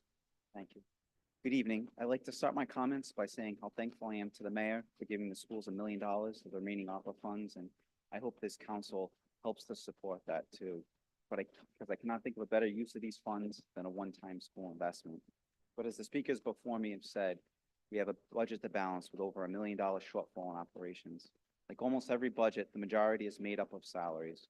Without receiving these additional funds, we are forced to cut our most valuable resource, our amazing teachers. I am a proud product of Cranston Schools, and I currently have 3 children in Cranston Schools.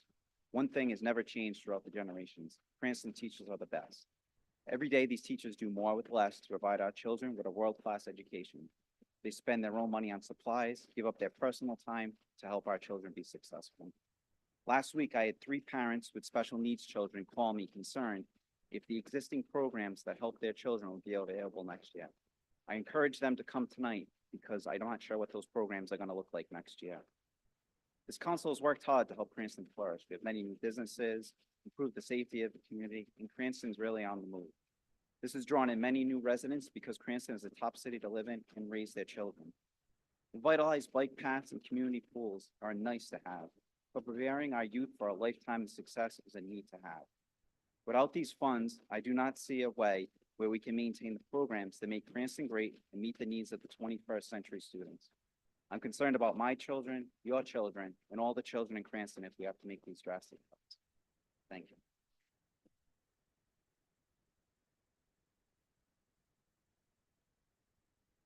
School Committee Member Malillo. Good evening. I was taught one thing when I got into politics. They gave me 2 words of advice. Never march behind the mounted police and never speak after Mike Trafficante. I guess I blew one of them tonight, so he did an excellent job. Chairman Trafficante, Superintendent Adamasi, and our CFO, Joe Balducci, they'll cover the financial impacts we may face in the near future. I'm here to explain why we're here tonight. I stand before you to champion critical investment in knowledge and urge unwavering support for the growth and development of our students, our educators, and our community members. Each person within our educational system contributes to the rich tapestry of our collective purpose. From students like Genesis at Cranston East, who transformed from a struggling academically to thriving artistically, to Coach Delfino, who fosters positive cultures and was recognized for doing so, but just doing that by the Rhode Island Interscholastic League. I'm also pleased to report that 40% of our students at our AAS High School have achieved high honors or honors this year, a clear reflection of our educational community dedication to all students. These are only a few examples. There are hundreds. These academic achievements extend beyond academics, illustrating our commitment to learning, character development, and community engagement. In the words of Benjamin Franklin, investing in our knowledge pays the best interest. By investing our educational system in its constituents, we sow the seeds of a brighter future for for all members of our community. Let us continue to nurture and financially support our educational institutions, knowing that our efforts today will yield immeasurable benefits for Cranston's tomorrow. Remember this fact. I'll leave you with this. Our 11,800 students may represent 12% of Cranston's population. They are 100% of our future. Thank you for your attention. School Committee Member Fusco.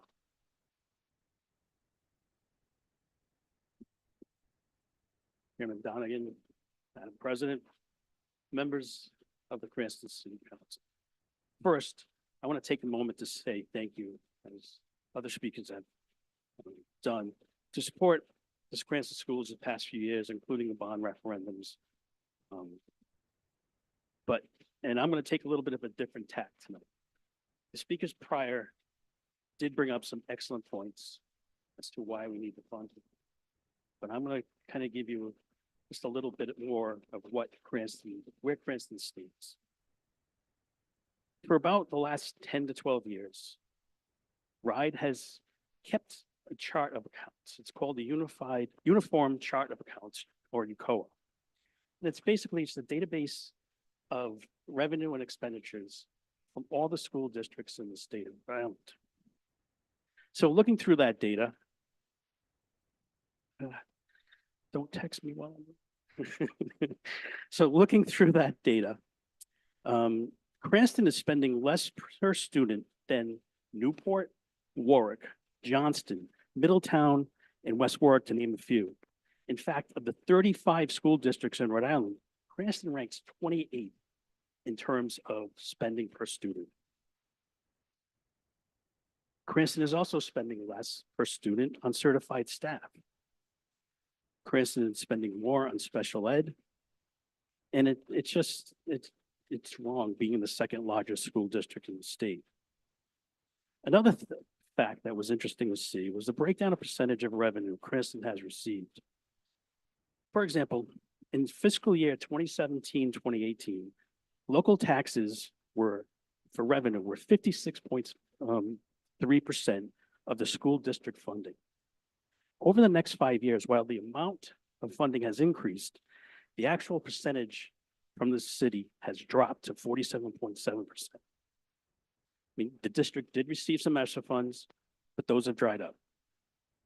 One note to also was during the early years of the fair funding formula, cities and towns were expected to match the percentage of increase that the state was providing. That didn't happen here or anywhere else in the state for that matter. But those increases from the state have pretty much dried up, as the chairman has told you. Basically, the school department is doing more with less. Most of the school department budget is personnel, salary, step increases, medical benefits. As you are aware, contractual items must be met, and I am sure you're also aware of the healthcare costs that are skyrocketing. Another misconception I hear from outside this room is that Cranston School Department is top-heavy. Well, per UCOA, 5% of the budget is spent on leadership, which includes school administration for the buildings and central office positions. Cranston is spending less on building admins, which is the principal and vice principals, than Burrillville, Bristol Warren, Exeter West Greenwich, Foster, Johnston, just to name a few. The leadership line of 5% is just below the state average. But to put that in perspective again, we're the second largest school district in the state, and we have the second largest number of buildings to maintain. As you've heard, we're at a breaking point. I was not part of the committee that had to cut programs, and I don't want to see anything like that happen again. Let's stop using students as political pawns. As we on the school committee understand, we receive a majority of the school budget, and rest assured, we are always working to ensure those dollars are spent practically and in a financially prudent way. It's frustrating to deal with the hand we are dealt, where there's the extremely high number of unfunded mandates from the state to underfunding from the lack of changes to the unfair funding formula. And I do say unfair because it needs to be updated and it has been updated for quite a few years. And so basically, we are constantly beggars at the trough. I ask you to please consider all these when deciding how to spend this budget. We need you to do what's right for Cranston's future. If we don't educate our children, our future is dim. Thank you.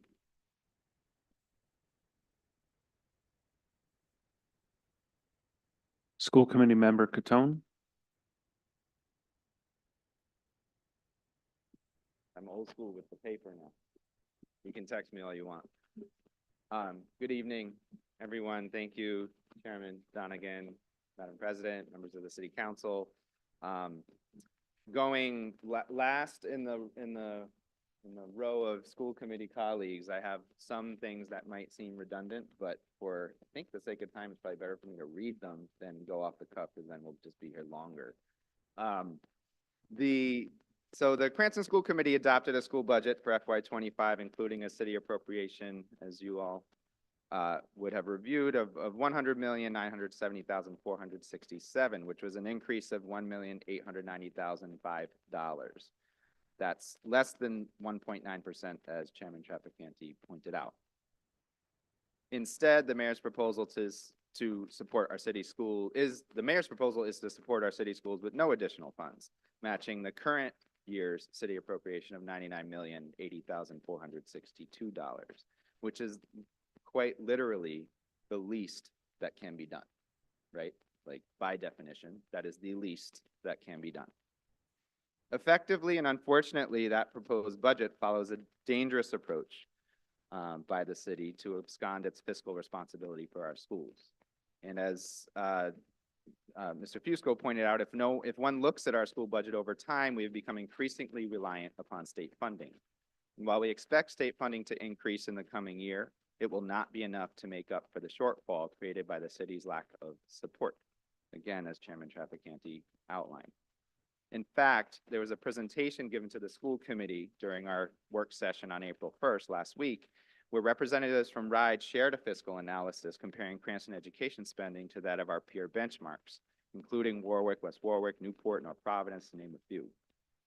Our per pupil expenditures are below the average in that benchmark group, and when digging deeper, the revenue category in which Cranston Public School is the revenue category in which our public schools most lags behind when compared to our peers is from local taxes, meaning other communities are deciding to value their schools at a higher proportion than Cranston.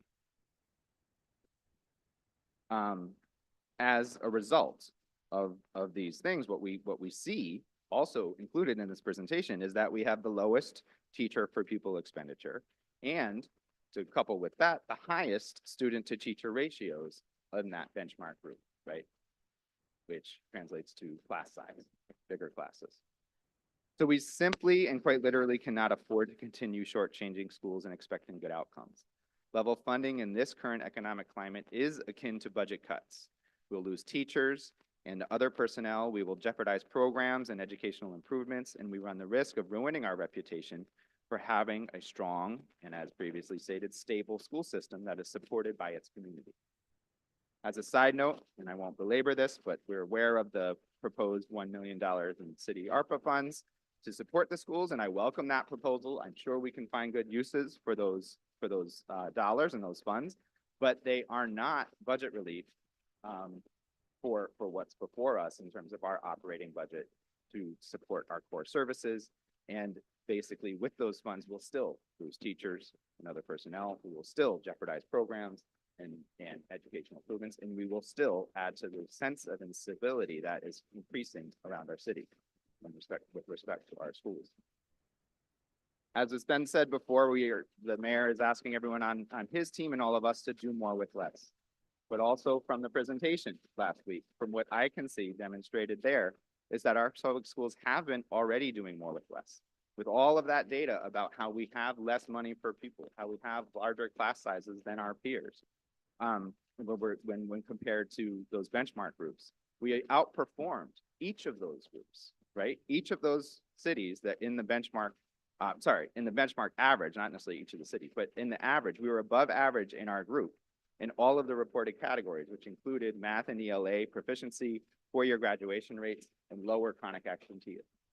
So the doing more with less is something that people have actually been doing for, if you think about what Liz was sharing, for the past decade. Liz shared something earlier too around the importance of stability. And she named something around, she said something earlier that, you know, she said, this is what experts say people look for. And I can say, as a parent, yes, that is true. That's what I look for.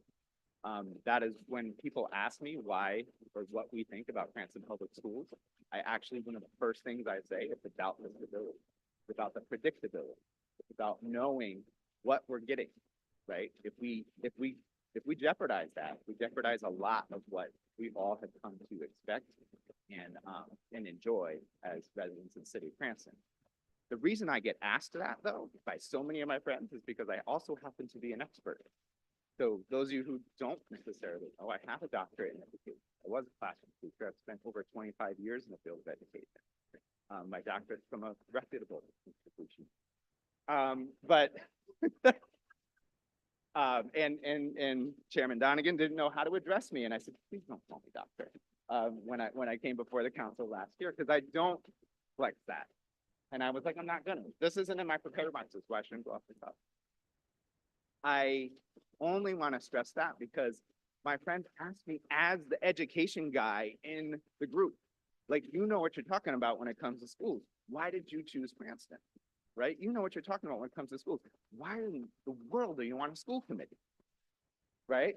And I say, because it's stuff I know about. It's what I can contribute, and I'm good at that. And I want to do that for my city. So I say that not to, please do not address me as doctor. Not to do that, but to actually just underscore that, yes, the stability is a really important thing. And I am genuinely worried that we're jeopardizing that. So I'll close with just really strongly urging the council to do what it can to increase the funding from what's been proposed in the budget toward anywhere up toward the $1.2 billion. Thank you.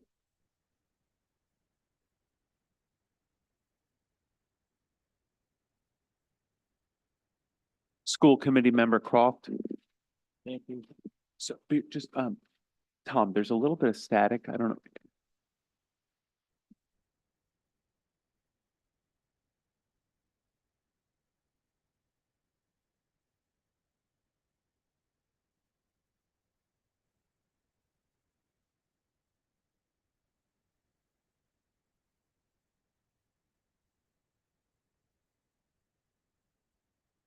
Okay, can you hear me?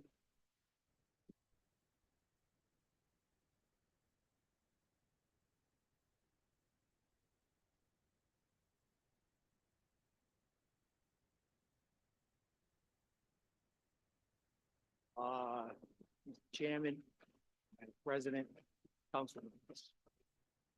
I'm going to come with a little bit different perspective this evening. A little bit of an historical perspective. I looked around the room. I'm going to take the liberty, other than the fact I will say I'm the oldest person in the room except for the mayor. Anne Marie is almost as old as I am. I have had the ability to sit through many meetings of this, from the local, state levels. These are difficult meetings, and you have very difficult deliberations. I get that. I have worked in a bunch of mayoral administrations in this building. I've worked with superintendents from back to Cano, Myers, Carlo, Cafone, a whole host of them. And I obviously was a member of the city council at one point. One thing, I mention all these only to illustrate that I think I do have a unique perspective at the relationship between the two bodies. And I mean this building and that. I recently became a member of the school committee. I guess I should have mentioned up front, I got 10 dogs in the fight. I have 10 grandchildren in the Cranston schools. I was a teacher at one time, and I've always considered myself a coach, so children and near and dear to my heart. Now, the matter at hand this evening is about the current budget, but I don't want it to be seen through the prism of the mayor versus the school committee and the council. I want it to be seen through the prism of what can we do that's best for the kids. I sat there many years ago when this mayor was doing budgets, and he could get pretty motivated and a little bit excited. So I've seen excitement put into the other budgets. I've seen blood, sweat, and tears. I don't question anyone's motives for putting together budgets. They're difficult things when you're a chief executive. However, I'm here to talk about the kids tonight. If the school department, and I have seen many superintendents, and our superintendent's as good as any of them, and she's got a great staff. When that budget was put together, the ask was for an additional 1.8 million. Well, I can say here tonight unequivocally, if we received $1 million without any restrictions, or if we received $1 million with the restriction, or if we got the $1.8 million, I'd still be here tonight asking you respectfully, do the best you can to appropriate for our kids. It's an election year, and, you know, we'd all have our heads in the sands if we realized it was an election year. And difficult decisions are made, and there are good people. There's Republicans, there's Democrats. Everyone has a role, and everyone's motives are pure. I get it. So we as a body here tonight asking you to consider if you can find your way to clear to be supportive of the additional monies for the schools. In closing, I can speak for myself and for, I think for the other members of the committee, whatever the decisions are, we'll work with the superintendent and her terrific staff to address whatever numbers are before us to the best of our ability. I don't know, I'd be happy to answer any questions if it's even allowed. No questions? Thank you. Thank you. The last name we have on the list is Catherine Crowley, and I'll repeat, if there's anyone else that wishes to speak from the public that isn't on the list, you're more than welcome to come and speak after.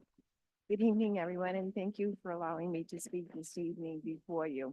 Members of the city council, members of the school committee. I live at 290 Mechanicat Valley Parkway in Cranston. I have been a resident there for 23 years now. I have a daughter-in-law that teaches in the Cranston school system, and I had 3 grandchildren that went through the Cranston school system. One is in college now, one's a junior at Cranston West, and one's a freshman at Cranston West. I have been extremely happy over the years with what I have seen, that my grandchildren were given here in Cranston, a very positive education. I am the former superintendent in East Providence. I have just retired, and I hate retirement. I am certified in math and science, Janine, so you can call on me. I can probably come cheat. I just retired. I've been retired just about a year. So I know what you're going through on your side, and I know what the school committee is going through on their side. But I'll tell you, I have known Superintendent Janine Adamasi for many years. We work closely in a professional organization of which you'll be president of very soon. And Joe Balducci, he's the dean of finance in the state of Rhode Island. I've known Joe longer than I've known Janine. And Mr. Croft, I don't think you are the oldest person in this room. I hate to admit it. Yes, but I was appalled, actually, as a resident of Cranston and an educator for over 44 years, that when this administration was asking for a 1.42% increase in their budget in this day and age, that our mayor, who I've known for many years as well, as a teacher, as an athletic director, wanted to level fund a district, second largest in the state of Rhode Island, level fund a district the size of Cranston. It just doesn't make any sense if you listen to what school committee member Trapacanti talked to you about and the reoccurring expenses. Think about the expenses in your own home and how heating has gone out, the oil, the gas, the electric, the food. Just think about all that, and you're level funding a school district. I can't support that as an educator or as a resident of the city of Cranston. I would rather, I know that the mayor announced that we're not going to have a tax increase. Our evaluations went sky high. I would rather have a sequential tax increase than look at a big tax increase a couple of years from now. And that's where we'll be. Think about it. That's where we will be. Give me a small tax increase. I feel the best investment for my taxes in the education of children. I do feel that way very strongly. Let me talk about this APRA money that the mayor wants to give us. That APRA money is really, I wouldn't even call it real money in a sense, because you cannot use that for the reoccurring expenses. I know what I'm talking about. We had that ESSER funds, and we had to be very, very careful of how we use those ESSER funds in East Providence, as well as every other district. And there are some districts that didn't use it correctly and are looking at a cliff right now in finances for next year. That $1 million could be used for one-time expenses only. That does not help this budget. That does not help this budget. I mean, that's a $2.4 million increase in the second largest city in the state of Rhode Island, who does have a good reputation. And I'm not just saying that because I'm a resident here now. You have always had a very good, reputation. You also have many people that have gone to school here in Cranston and decided to stay in Cranston and raise their families in Cranston. And you heard that tonight. If you go along with this recommendation of the mayor, you will really be tearing this district apart. And I'll tell you, I won't hesitate to organize people if this has any chance of going through, because that 1.42%, in my mind, as an educator and a former superintendent who for 8 years went before a town council, and I have to say in East Providence, I always got what I asked for over the last 8 years.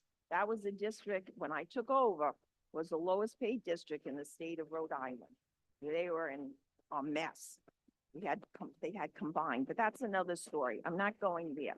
We're fine now, but 1.42% is not unreasonable. The APRA money can only be used, and I'll emphasize, for one-time expenses. And why should the superintendent have to come to the town council to ask for a boiler? Really? I don't think that's your job at all. So again, the level funding, I wouldn't approve, and I wouldn't hesitate to organize people in Cranston to fight this. Thank you very much. I appreciate it. Thank you. So as I mentioned, that is the last name on the list. Is there any other members of the public in person this evening that wish to speak?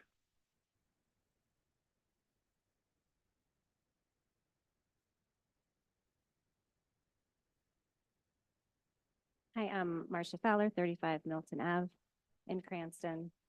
I'm asking you to approve the school committee's full budget and fully fund the schools. My two children started at Rhodes, then went to Parkview, and are now a freshman and senior at East. The seniors started at Rhodes at a time when sports, music, and teachers were being cut from CPS. Then when he was in 8th grade, COVID hit. My other son was in his last year at Rhodes when Barrows closed and combined with Rhodes, and then suddenly COVID hit. Even with the 13 years of on again and off again, budget issues, substitute issues, a school closing, and more recently COVID issues, we have repeatedly seen the dedication and respect the CPS staff have for their jobs and the families of Cranston.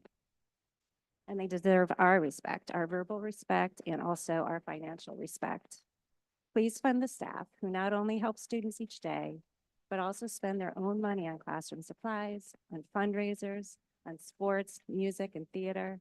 Help fund the bus drivers who shovel snow off their buses, crossing guards who stand outside in all weather, and the nurses who deal with every illness imaginable, and custodians who help clean up after the children. The school committee budget needs to be part of the city budget, and any gaps should not be filled with a one-time bonus money that won't be here next year.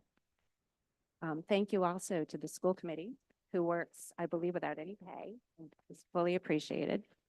My son was here earlier and he was hoping to speak, but he's in the Cranston Combined Percussion, so he's over there practicing. They are heading off to Dayton, Ohio next week for Worlds. And thank you to everybody who has donated out of their pockets to help them make that trip possible. So even he knows with his wonderful Cranston education, he knows that a one-time bonus with the ARPA funds shouldn't be used to pay ongoing salaries for teachers and staff. So thank you very much.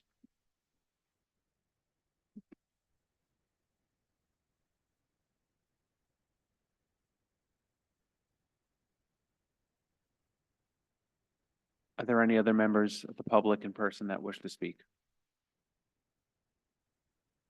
Seeing none, Tom, is there anyone online?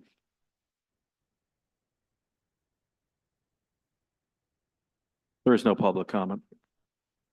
At this time, public comment is closed. We will open it up for the committee for questions.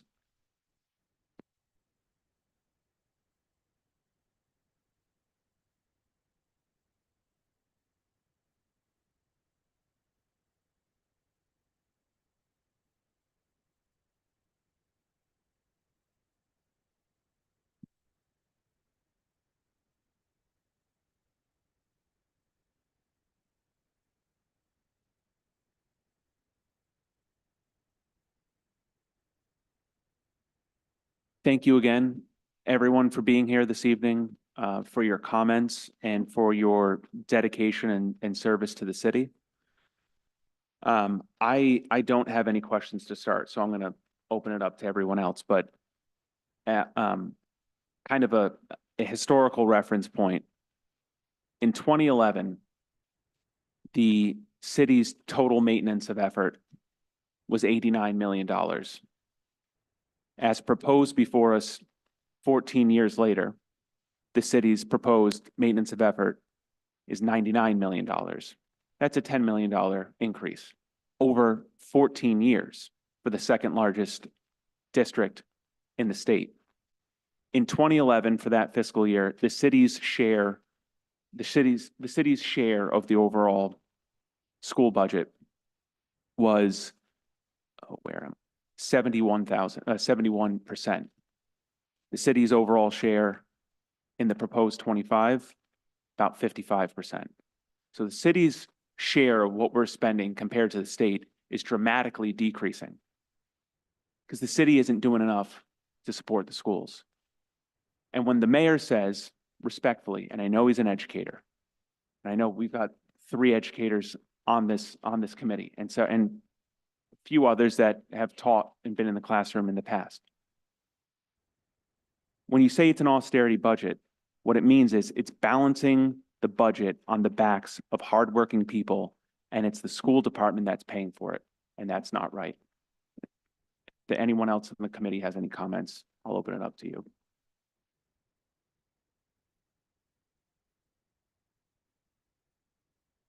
Councilman Wall. it's a little strange to be sitting on this side and not be there. My background is in education, like many, as the councilman said. One of the things when I was on the school committee, I always did focus on, and Ms. Larkin did mention this. Joe, I know you see you have your big amount of binders, and you don't have to have the exact figure, but charter schools was mentioned, and that's always, during the time I was on the school committee, that those costs always, what can I say, hampered us. Right now, approximately, charter school enrollments, what are they costing the school department? As was mentioned earlier, about $4 million approximately. And just to follow up with that one as well, Joe, transportation costs, that was listed in Mr. Trafficani's, are all those costs that Mr. Trafficani mentioned, are they all due to charter schools, or they're actually due to charter schools as well as CTE, right? How much of is that charter school transportation? Do you have that available? Our obligation, it's not that significant because the way the state is carved up, I'll say, we're only responsible for to provide transportation to a few of the state schools. So approximately $100,000 is our obligation.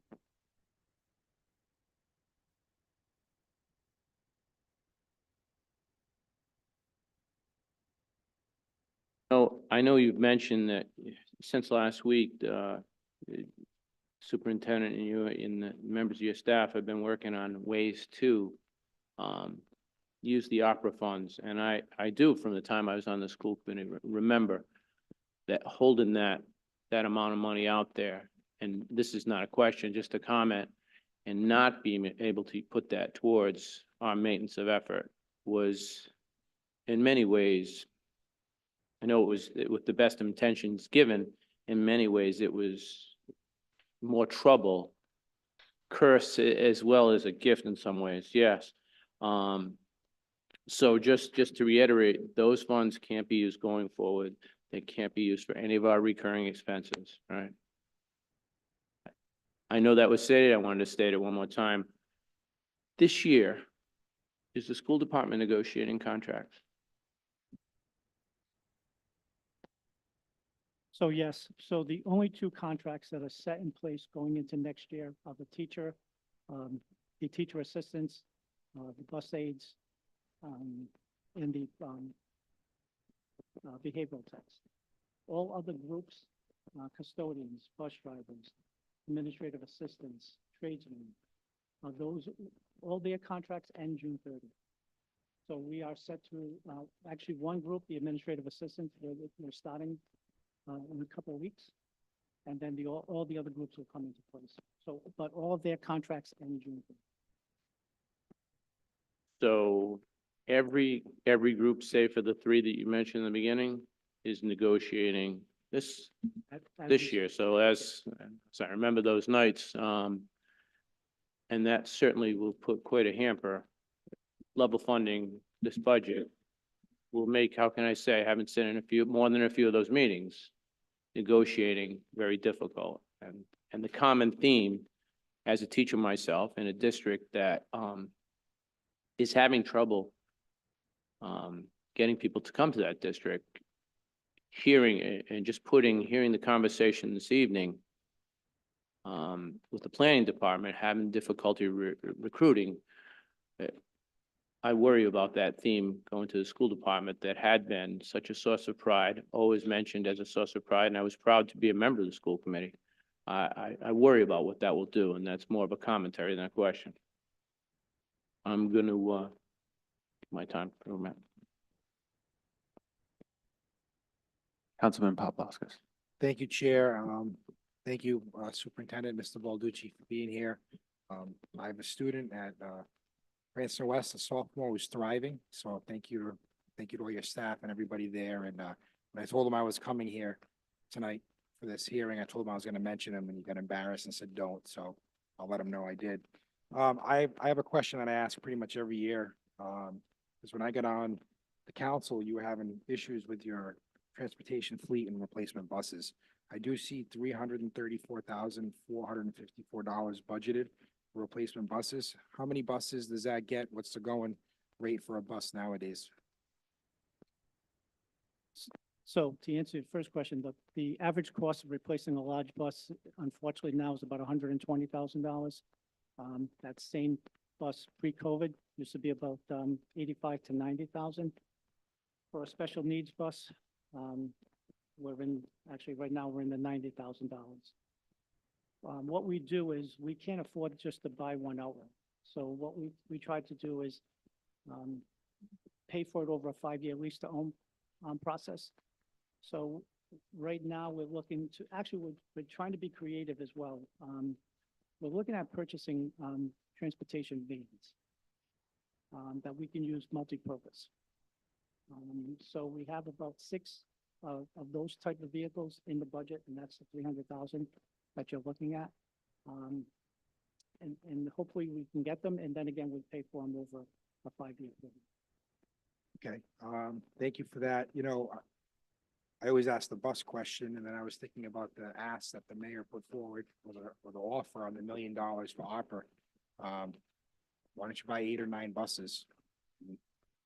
Knock out a big chunk of, I'm not saying take this out of your budget. I'm saying there might be an opportunity there, because that would be a one-time expense to bring your fleet out. So just trying to be creative and throw that out there as a suggestion. That might be an opportunity to replace some older buses. Thank you. Thank you.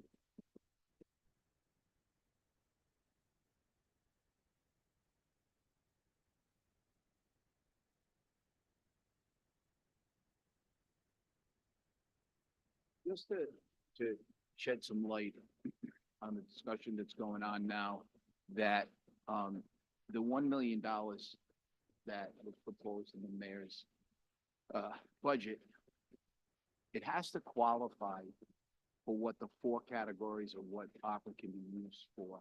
And that was the presentation we did a while ago. So, you know, it was direct supplies for COVID, broadband, public safety, and those are the items. So you have to be cautious of the suggestion of what it can be used for. I would have to do a little bit more research on public transportation.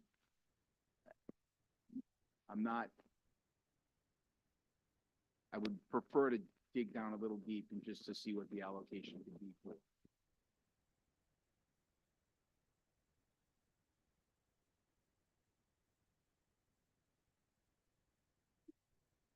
Council Attorney? Yeah, I would concur with Auditor DeMayo on that. You know, there are restrictions on how you can spend these funds. So I think you should have the opportunity to evaluate that based on the guidance. Councilman Just Foster. follow up, Chair. I did read some other towns that have done that. So I'll bring up the articles and I'll send them to you, just so they could be wrong and spent the money wrong, but just want to send you what I got. As additional information in the research that I did when we did the proposal. Can't hear you.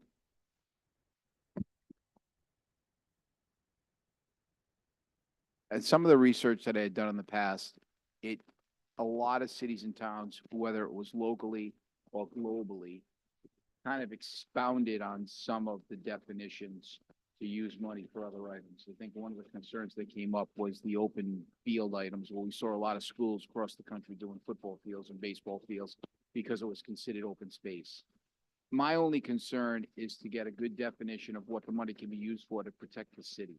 Because in the end, if it's considered wrong, the city has to pay it back. And at this point, we have to be very cautious with the economic environment that's out there, that we appropriate the funds correctly and use it accordingly to what the federal government has allowed us to do.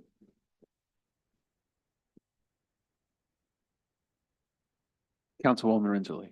Thank you. To that end, could whoever's looking this up also look into the American Rescue Plan Act that goes, the funds that went to the EPA for the activities that identify and address disproportionate environmental or public health harms and risks in minority or low-income populations, and there's an electric bus rebate that goes in with another one, a DERA school bus rebate. I think we talked about electric buses at some point. So if they're saying that if part of the American Rescue Plan Act was going towards this, then it may be possible that the American Rescue Plan Act considers buses to be under its realm. And we could get we could take this money and get a rebate and kind of double dip perhaps in a totally legal way, I'm suggesting. If someone could look into that, that might be a way to really utilize this money and these rebates. I'll take the time to see what I can find. Thank you, Artie.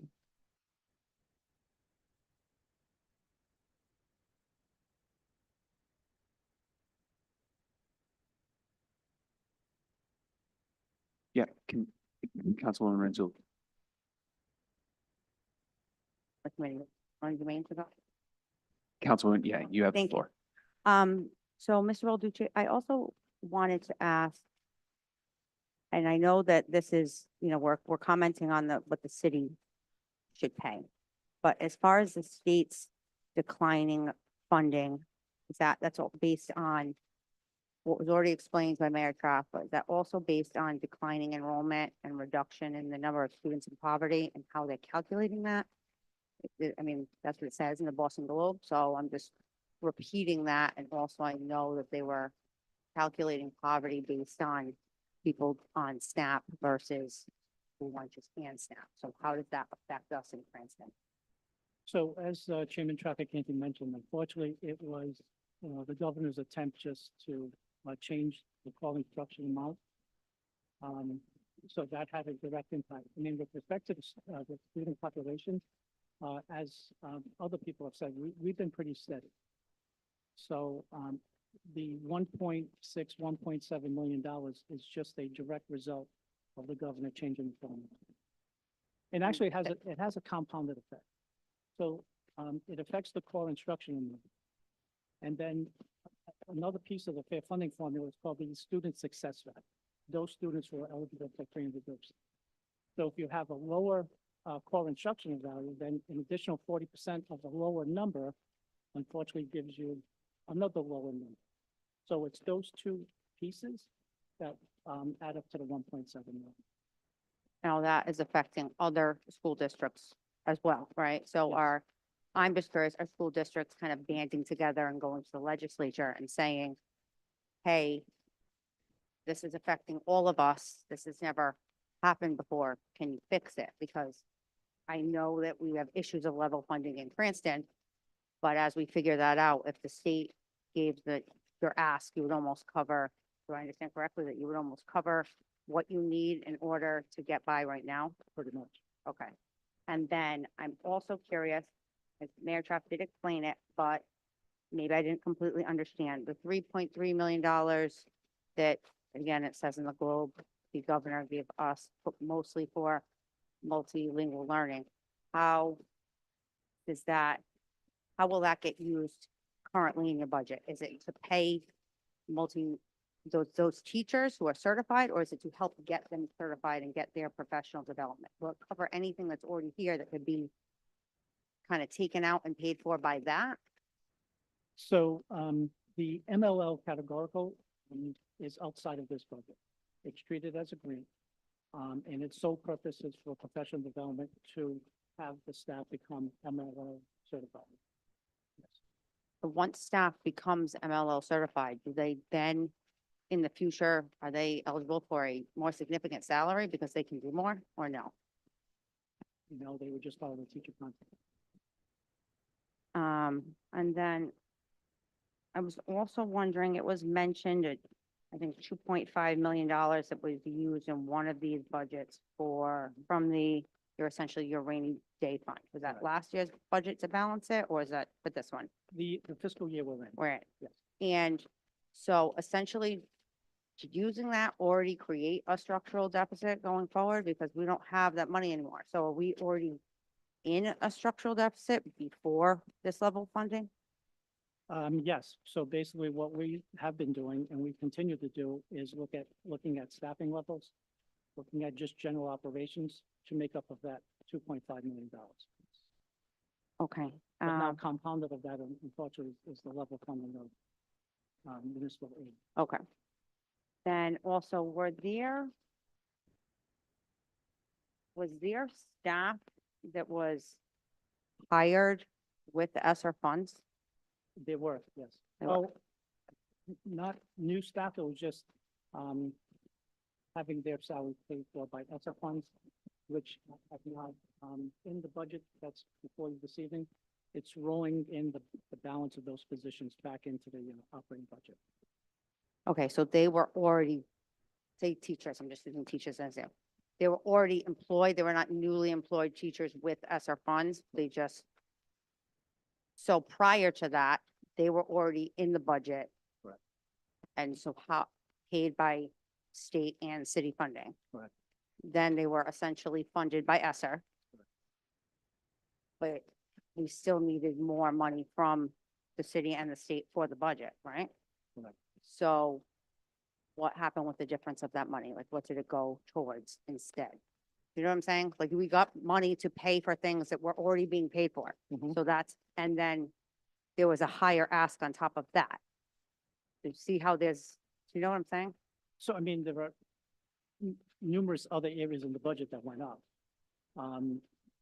So this being one of the obligations coming back into the budget, about $600 to $700,000 of salary expenses coming back into the 24-25 budget that were being currently paid by ESSER dollars.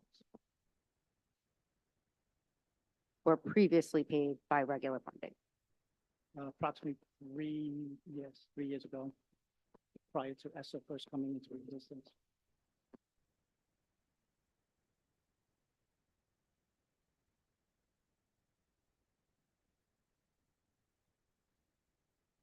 We knew that if we hired anyone using exclusively ESSER money, we knew that, there was a time frame on the money. So we knew if we used that money for, again, a recurring cost, it would kind of come back to bite us. So we were very cautious in using the ESSER monies as budget relief for the time when during COVID, we weren't getting, or say the cost of utilities skyrocketed suddenly. We weren't getting increased revenue. So we used the ESSER monies kind of as a substitute, knowing, and we have done it over the past 2 years, that eventually all of those costs would have to come back into the operating budget. So somebody alluded to, I believe it was Mr. Catone, that if you hire a bunch of people with ESSER monies, you hit the cliff when the monies go away. So fortunately, we've lived that life with other funding, years ago. So we were cautious not to kind of buy things we couldn't afford once the ESSER monies go away. So we were cautious not to hire a whole bunch of people that we knew in 2 years we would have to pay for.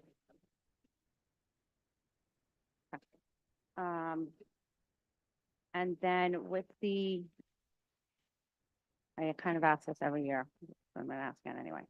The increases and the decreases that we see with gas and electricity, do you still have an outside company that makes those estimates? And to piggyback on that, do you also just win an award from RIDE? I can't find it in my open tabs, in which the newer schools were so efficient that we got $314,000. That's the number that's in my head Correct. for efficiency, right? Yes. Okay, so this is just me looking at your budget by line. So do you know why a newer school like Garden City, the gas is estimated to go up 30 grand and the electricity 90 grand, but we just got an award saying that these schools are very efficient. So, Because Garden City went from one level school to 2 levels. So we just have more square footage in that building to accommodate both electricity and heat. So that's the reason why for the increases. The award, the money that Branson, it actually went back to the city for its debt service. So we did not enjoy that money. do you know how they make these estimates? I'm sorry, what? Do you know how they make these estimates for and I will ask the same thing of the city, what if a building is gonna go up $17,000, we'll ask that question fairly, why are you making this estimate? Because there's no way for us to know why something's gonna be estimated to go up $17,000, but somewhere else it's going to go down 2,300, you know what I'm saying?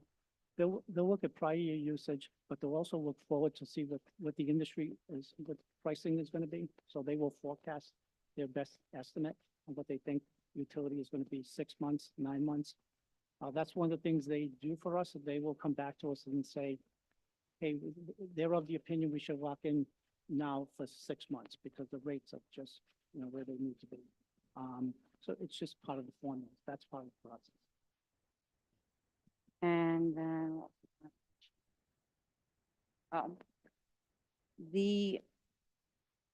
so the teacher contract that there was some controversy over a couple of years ago, I can't remember what year, that is going to be renegotiated at the end of June, or that is still, that we have one more year of that, right? Okay.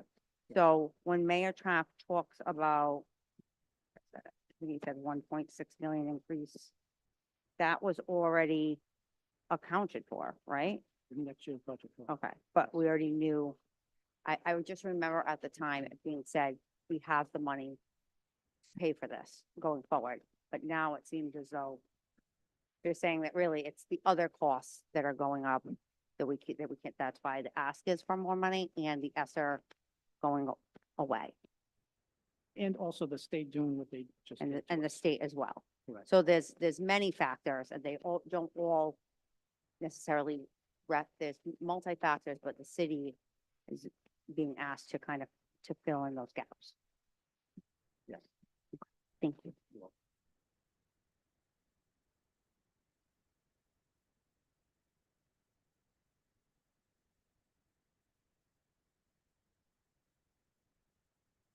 Council Vice President?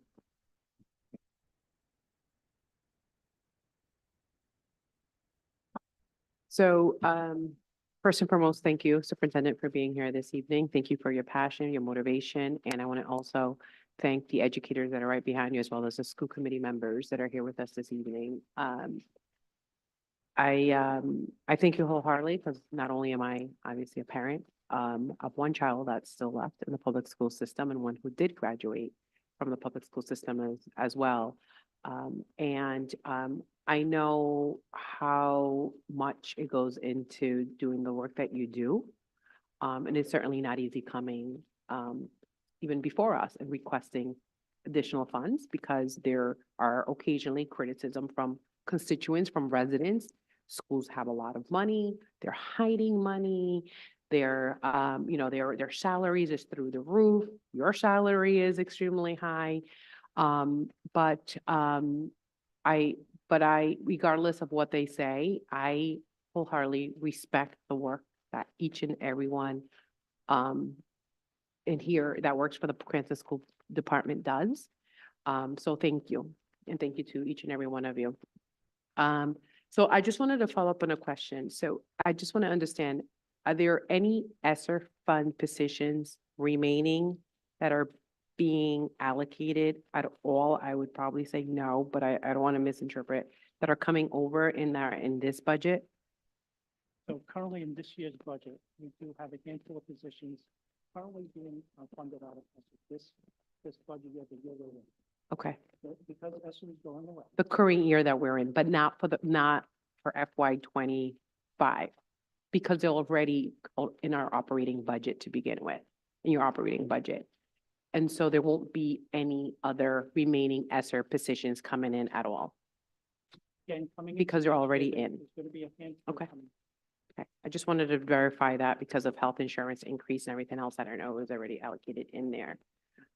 And in your CBA, can you refresh my memory? Are your crossing guards part of the teachers? They're separate contracts, correct? They're with the private company. They are with the Funded private. Okay. Thank you for the refresher on that. And the other item that I just had a quick question was, can you, there was someone who reached out to me, they didn't understand, and I think it would be well worth, if they're either watching or will watch later on.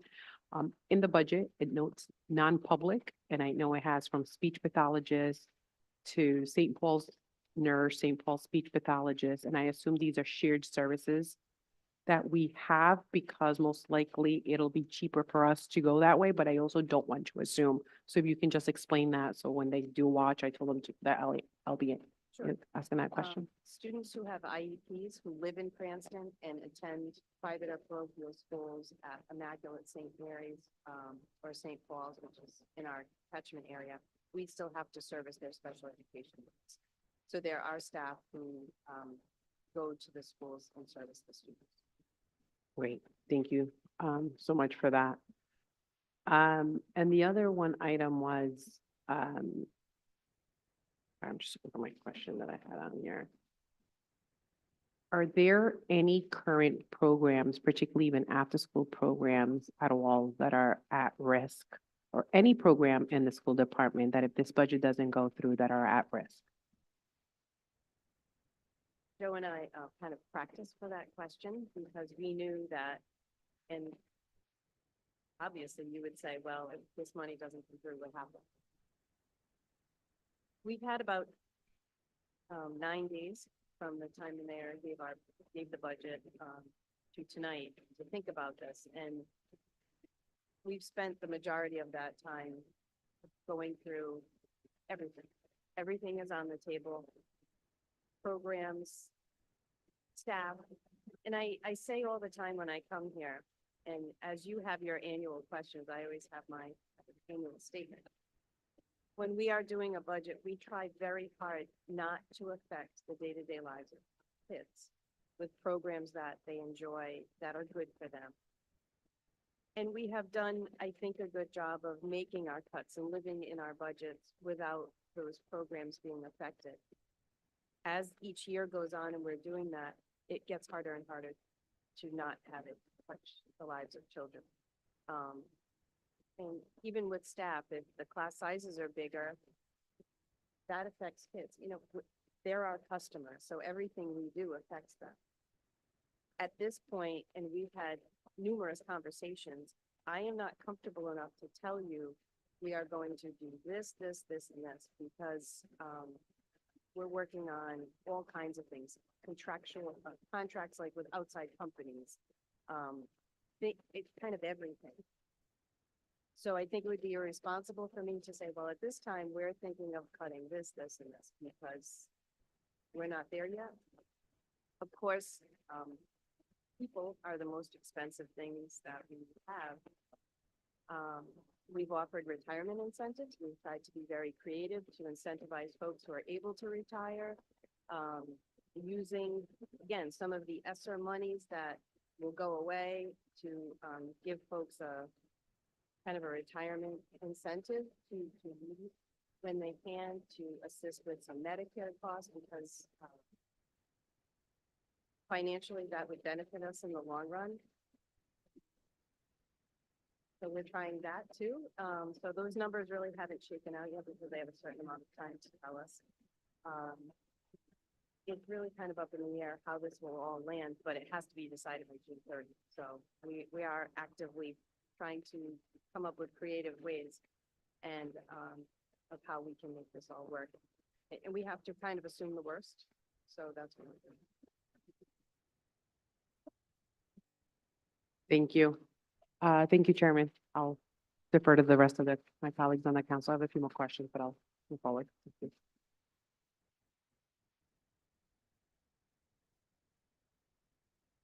Do any other members of the committee have any questions?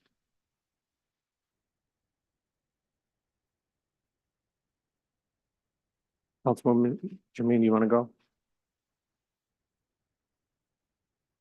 Councilwoman Jermaine, the floor is yours. Thank you. Thank you, Madam. It's remind me last year again.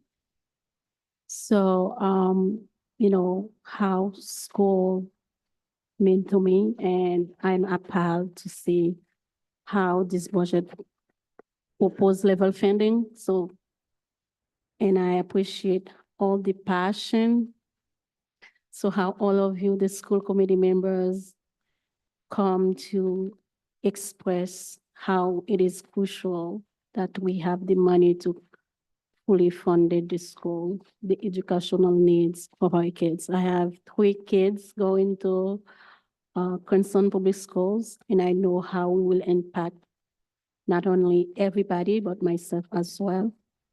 And you guys do such amazing job, the school here. So I see my kids, it's beautiful to see how they enjoy going to school and the level of education they have.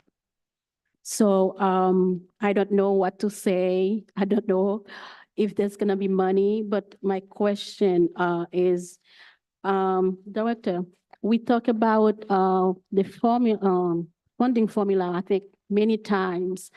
So how this is changed this year? And I know before it was, the formula was based on property taxes. And we know we have reevaluation this year. Do they take into consideration the evaluation and how this is just suddenly changed? The one major change is, again, the approach the governor took in validating the core instruction amount. It's that one piece of the formula. So the formula, again, is three components: the core instruction amount, the student success factor, which is, again, for those students who are eligible for free and reduced lunch, and then the state share ratio, as you just mentioned, the split between what the state is obligated to pay versus the municipal. All of that's still in place. Again, just how the governor calculated the core instruction amount. He kind of veered off the formula that's been in existence since 2010. And unfortunately, as was mentioned statewide, that's causing a $25 million problem for all school districts. Cranston approximately 1.7 million, 25 million. Thank you.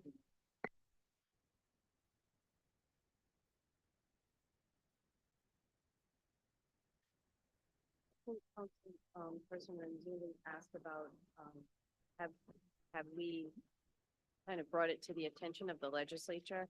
I know from the superintendent's organization, this new map, as I kind of refer to it, has affected many districts. So we as an organization are also lobbying the House, or at least drawing their attention to the fact that while maybe not extremely consistent, it was somewhat predictable to know what the state aid would be. And then this formula kind of threw everyone for a loop. So we are lobbying as a group to at least alert the House. But they face kind of the same problem you have. There's a budget that's set. It's hard. They would have to shake out $25 million from somewhere else in order to satisfy the funding formula. And when you do that, you have to hurt someone else. And that's hard for any elected official. So we understand the dilemma that both at the state level and locally that you're in when it comes to that. Councilman Ferry. Thank you, Chairman. First of all, thank you very much for being here tonight. I think you both do an exceptional job at what you do. And I know you have a lot of good people behind you also. It's not. I'm just going to say this with a heavy heart and ask you a few questions, okay? As a parent who sent 2 children through Cranston Public Schools, K through 12, that's 26 years of school. At today's $20,000 value, that's $520,000. If I own a $400,000 house for 40 years, I'll only pay half of that in taxes, and I'll get my garbage picked up and everything else. So unless I had 4 kids, I would never get back. I would never pay him what I got back. So I looked at the budget, and in 2021, your actual budget was $166,000. $166 million. My mother always taught me to do simple math and how to balance a checkbook. And your budget for 2025 is a 181. That's a 9% increase. I wish my groceries only went up 9% in the last 5 years, truthfully, or anything else that you buy, a car, lumber for your deck, remodel your bathroom, doesn't matter. It's triple that. So I think you've done an outstanding job of keeping the budget in line. with the same amount of students and the same amount of help and getting the job done, okay? So I do respect the fact that you do all that, and I respect the fact that everybody that came here tonight spoke to us, said what they had to say, but I hope that you weren't really talking to this council that has done everything they can, gave money last year that we had to raise taxes to a little bit. I know it was only a few pennies, but we did do that. Councilman President Marino went head over heels to get that $40 million bond paperwork in so we could do that. Okay, so for the most part, and the teacher's contract 2 years ago. So for the most part, this council has been right on to give you what you need. And I agree that we should continue to do that.